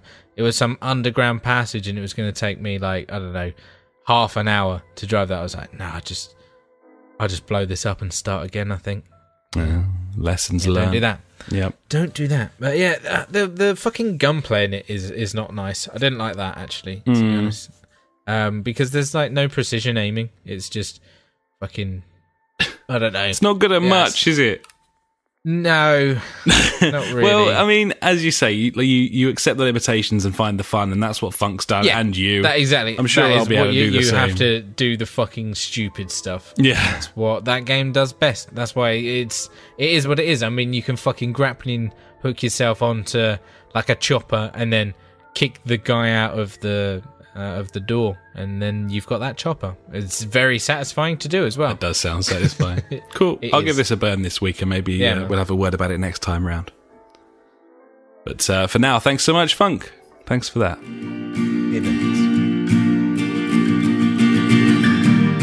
Every week, we end the show with questions and comments sent in by you.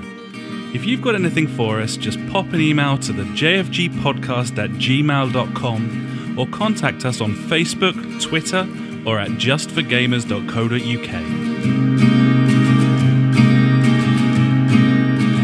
And now it's time for JfG Street Beat. You got a question we wanna know. Street Beat. Facebook, Twitter, we're on them all. So hit us up and be on the show. Street Beat. The JfG Street Beat. Street Beat. We wanna know. Get on the show. Getting on the show indeed, buddy. And first and foremost, I believe we missed a message last week, which would have kind of cleared things up. Yeah, my bad. I'm afraid I didn't realise, but this my bad. This is Adyummi, who was indeed the Adyummi who donated to us last time round, and we thanked him profusely and will continue to do so. But he did send us a message. We just didn't pick it up in time, and I've got it for you now. And he says this. And this was on Streamlabs, is that right, buddy? And that's kind of where our donations are collated now. Yes, all our donation messages and stuff. So like on our website, there's like a cheeky little PayPal symbol. So if you do want to donate, not that we're in the spirit of giving people money this week for God knows whatever reason. Talented work. But yeah, fantastic. Doesn't apply work in this instance, but thanks anyway. Indeed. And it goes through Streamlabs. It's free, so that's why I used it. And yeah, you can put a little message in there for us, and yeah, we will receive it. There you go. Sweet as the punch, and he did exactly that. And this was his message. Adyummi says, "Hi buddies, thanks for the great podcast. Your website looks great. Happy now? Thank you. Here's Vindicated. Here's a real cheap can on me. Keep up the good work. Thank you very much, Adyummi. Much Indeed. appreciated. Thank you very much. And your recent contributions to the fantastical art in the JfG community have not gone unnoticed. I will say that as well."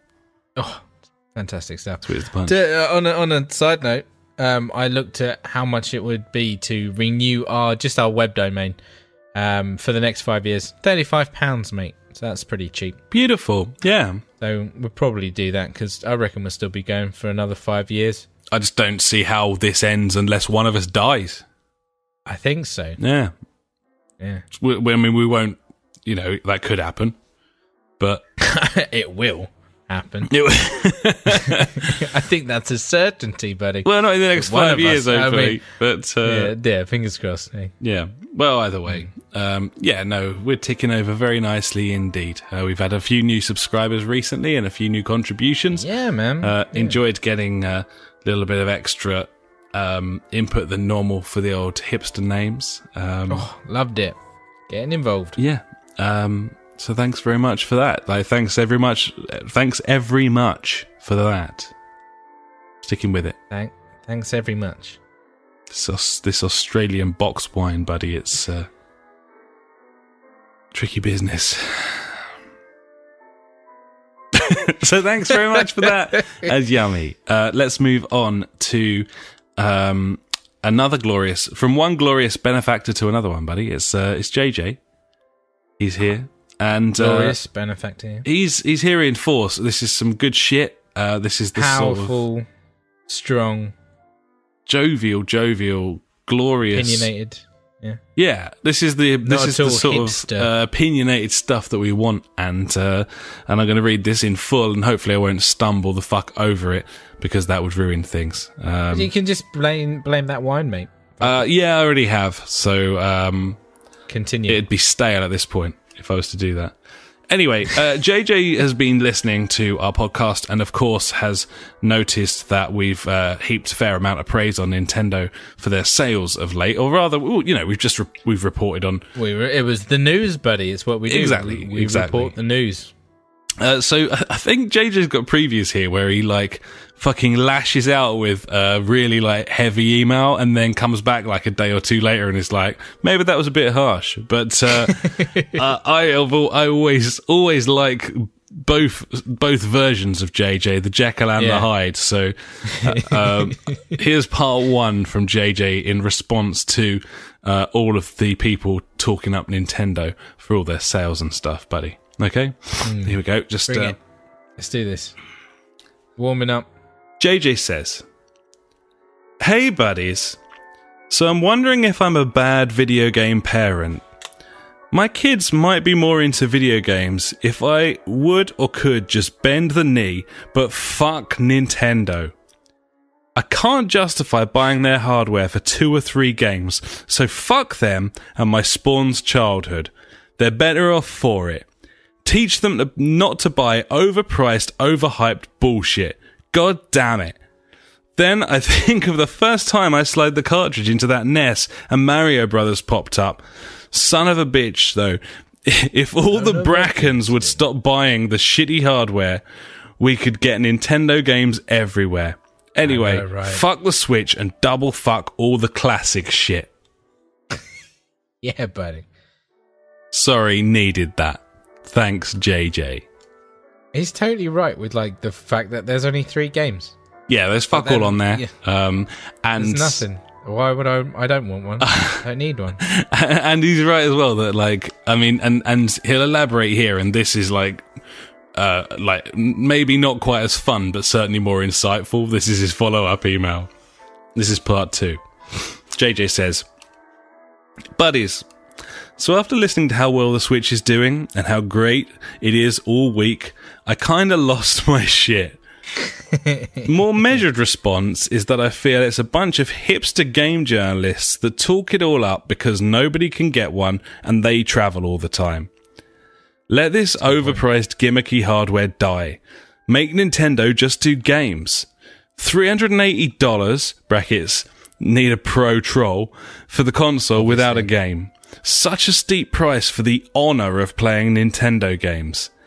Then there are rumours of content being locked behind amiibos. Just seems like game media is hyping this, just like the Wii, and the Wii was actually shit. Third party was neutered and Nintendo put out 3 games worth playing for it. In my opinion, it feels like consumers are being told this is the console to buy, and it shouldn't be. It just seems Nintendo is getting another pass and making me rage. Thought I'd say it less vulgar." No, yeah, he's totally right. I mean, fucking, you're going to need that Pro Controller.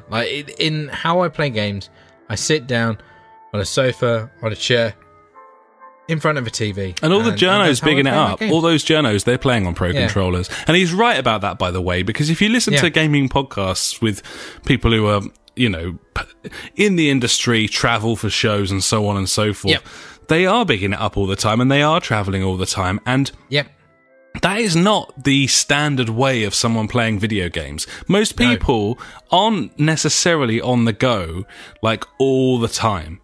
Well, if I'm on the go, I'm normally driving when I can't play a Switch. Yeah, and I maybe commute on a train once a month if I'm that unlucky. So it's that does have a bearing on things, and games journalist opinions have always been skewed by the fact that they are a certain type of person who lives a certain sort of lifestyle, and I suppose you have to kind of accept that. But I agree with a lot of what he says, them getting a free pass, the fact that, my favourite thing that he says there is paying the money for the honour of playing Nintendo games. Because it does feel like that. It does feel like this sort of, oh, you're so lucky to be able to play games by this iconic fucking publisher. Like, it is a little bit like that, isn't it?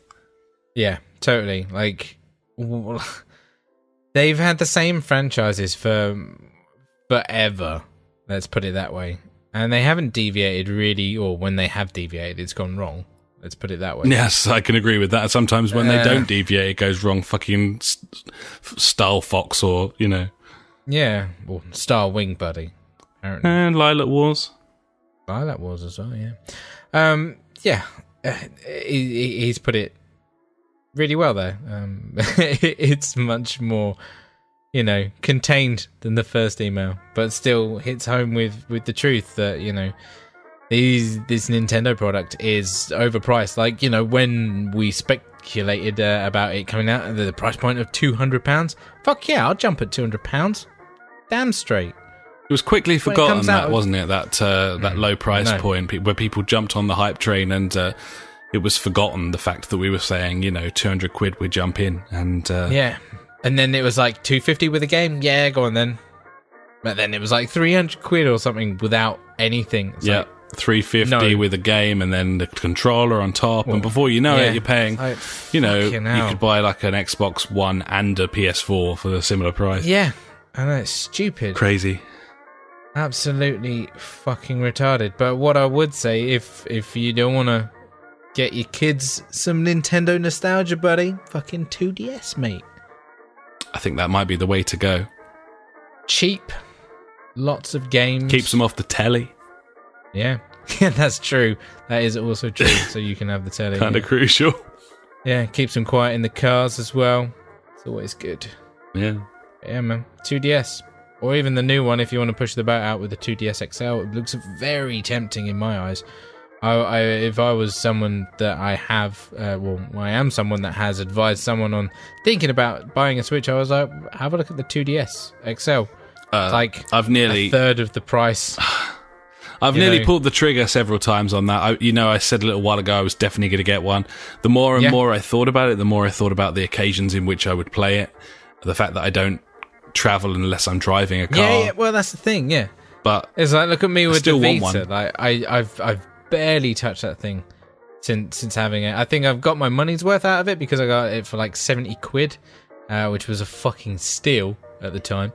But I wouldn't advise anyone who lives a life kind of like mine that is, you know, my free time is at home. I don't travel a lot, kind of thing. Like, why do I need a handheld? Yeah, but totally. If I was to get one, it would be a 2DS or 2DS XL. But I mean, that's the thing. Like, even if you've got your sensible head on and you can think to yourself, when will I use this? And the answer is fucking never. That does not stop it in my head of being like a desirable device that I want. No, because it's like, I'd still want to play it. Yeah, I just want it. Of course. Yeah. Just want things, you know. Totally. You got to want those things, buddy. Gibbons. Well, either way, I think JJ's got a big old point. I also think that there's enough Brackens out there to keep them going at the same time. And worth noting, JJ says Bracken in this email, suggesting that he meant Bracken all along, which does present us with something of a conundrum after last week. Bracken or Bracken? That's the question. I think we'll alternate. Okay, we'll just make it up on the fly like we do with everything. It's one or t'other. Yeah. Okay. I do like that Danish theme park thing. That's beautiful. I know, right? Seriously, it's a fucking... Yeah. Yep. That's so good. Fucking sweet as the punch. Well, there we go. Thanks so much. And also, JJ does want to chip into our new section, The Burning Question, buddy, which we suddenly fucking pulled out of our arseholes a couple of weeks ago.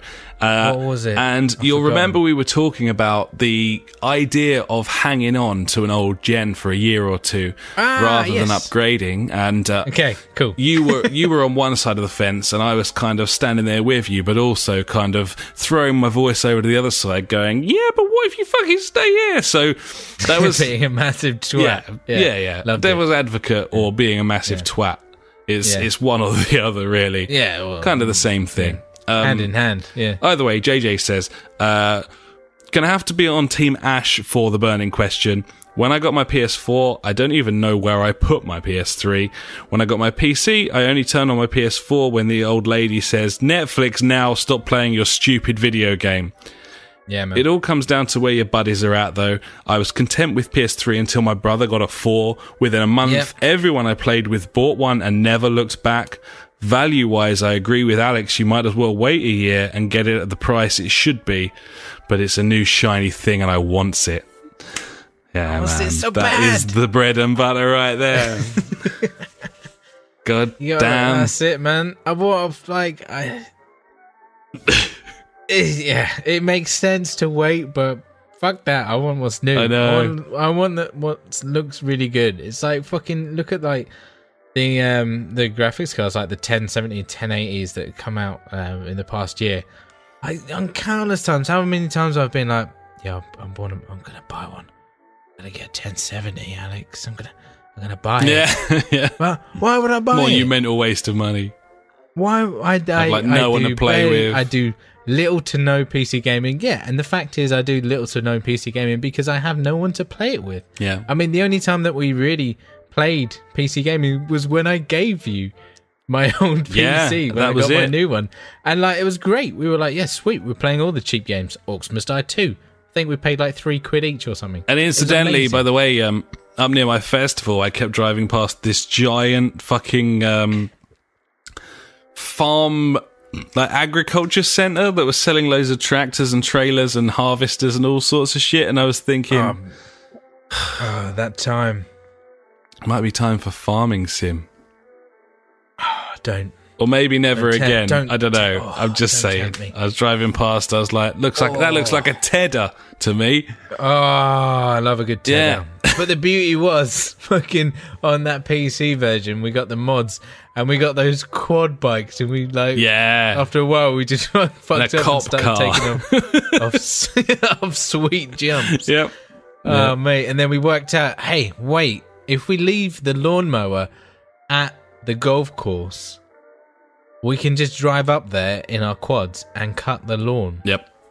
Simple as that. And we just leave it there. Yep. We haven't got to drive it up each time. Exactly. Life hacks. There we go. Hashtag. If you're a farmer. Fuck. Yeah, mate. Well, totally. anyway. Yeah. Well, thanks so much, JJ. You contributed a great deal this week and legend. Much appreciated. And thank you so much. So I think we'll finish up with a bit of fucking community watch, buddy. Community watch. Community watch. What was that? I like the hand gesture and everything. I was accentuating. I know. I loved it. I wanted to see how that sounded when you do the thingy to it. What was it? Were you like tickling your throat? No, I just did the finger thing to kind of remind my voice to do that. I just did that under my own volition, buddy.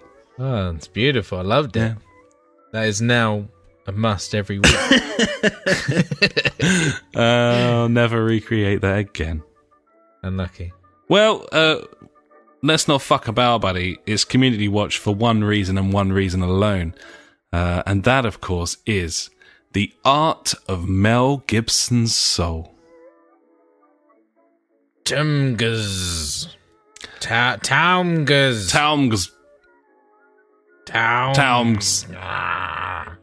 Yeah. No. Mel Gibson's soul delivers some interesting art this week, buddy. Coincides with the release of a brand new game featuring I was tempted by this. It's a killer clown and a woman with large Norks. Norks galores. I think that's her name. A word in the game. not used enough there, the old Norks, but No.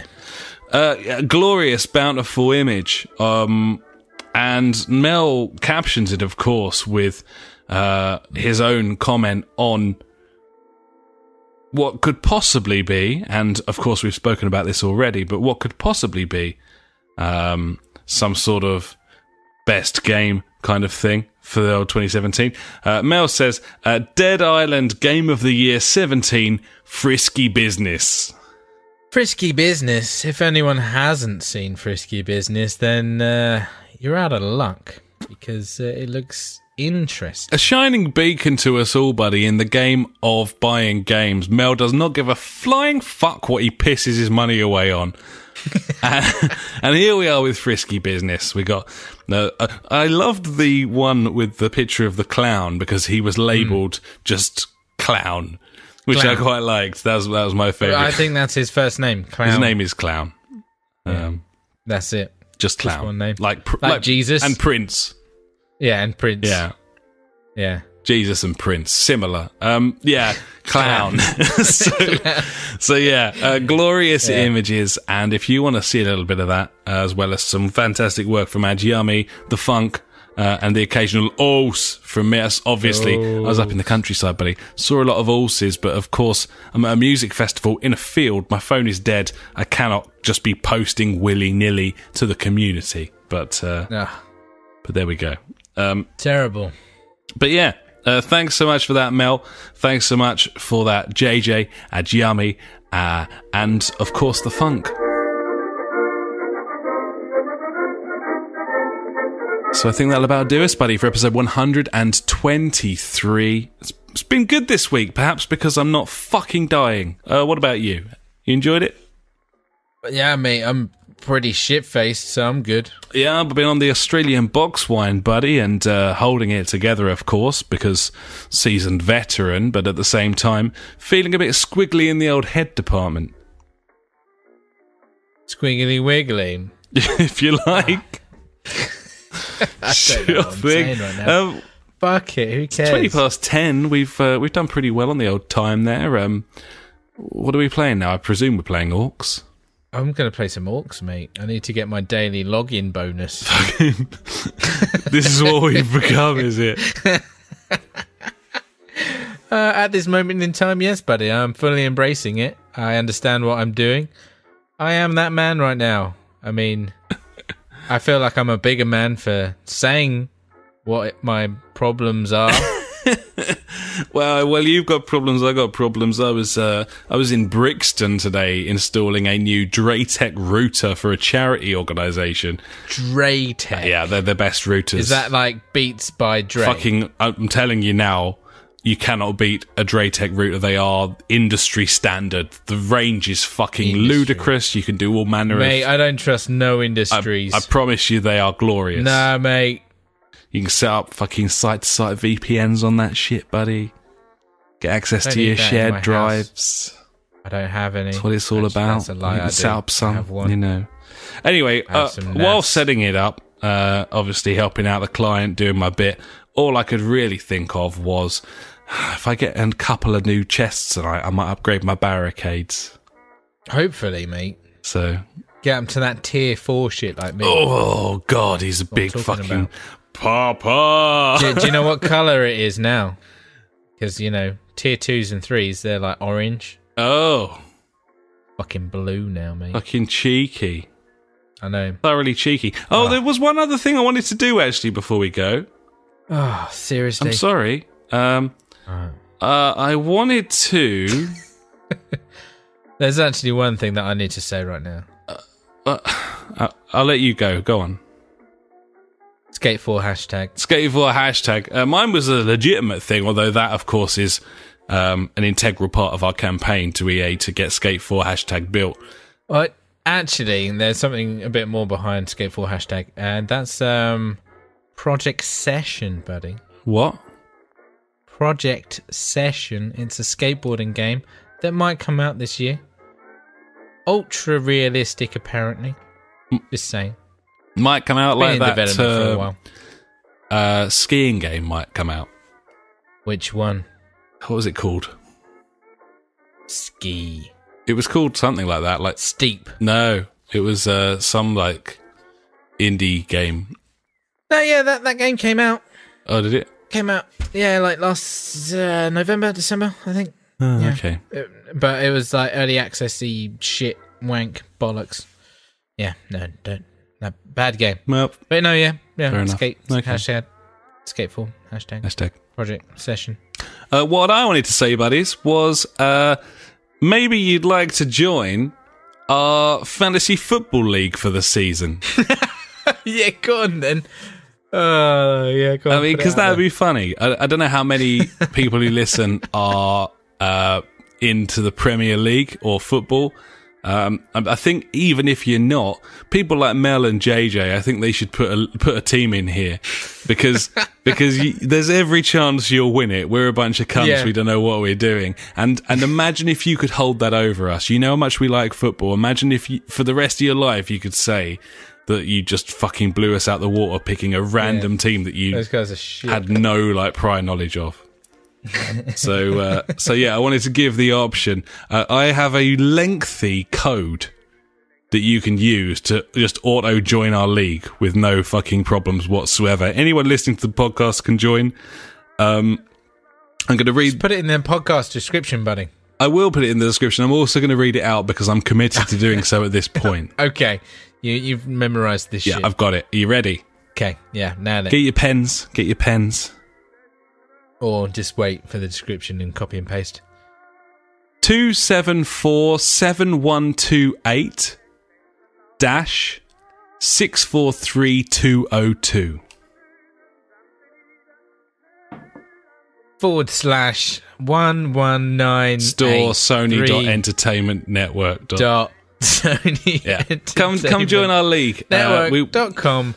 I will post that number in the description so that anyone can join who wants to. I don't know if anyone's going to do this or not, but I do think it would. Well played, buddy. I did not. It'd be funny. So yeah, we should do that.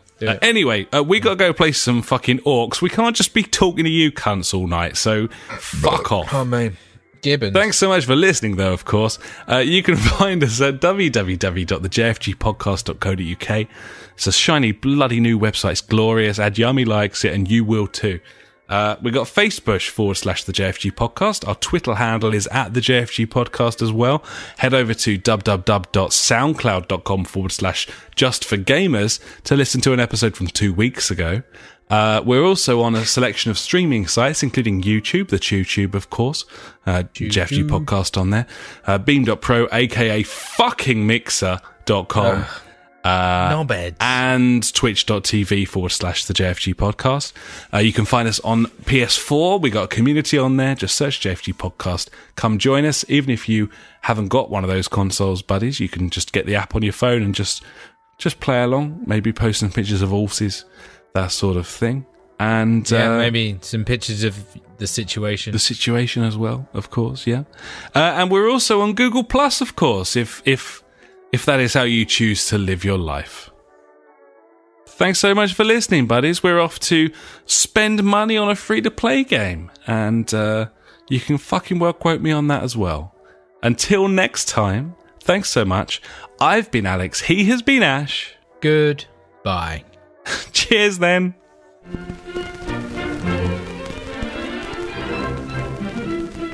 You've been listening to the JFG Podcast with Ash and me, Alex.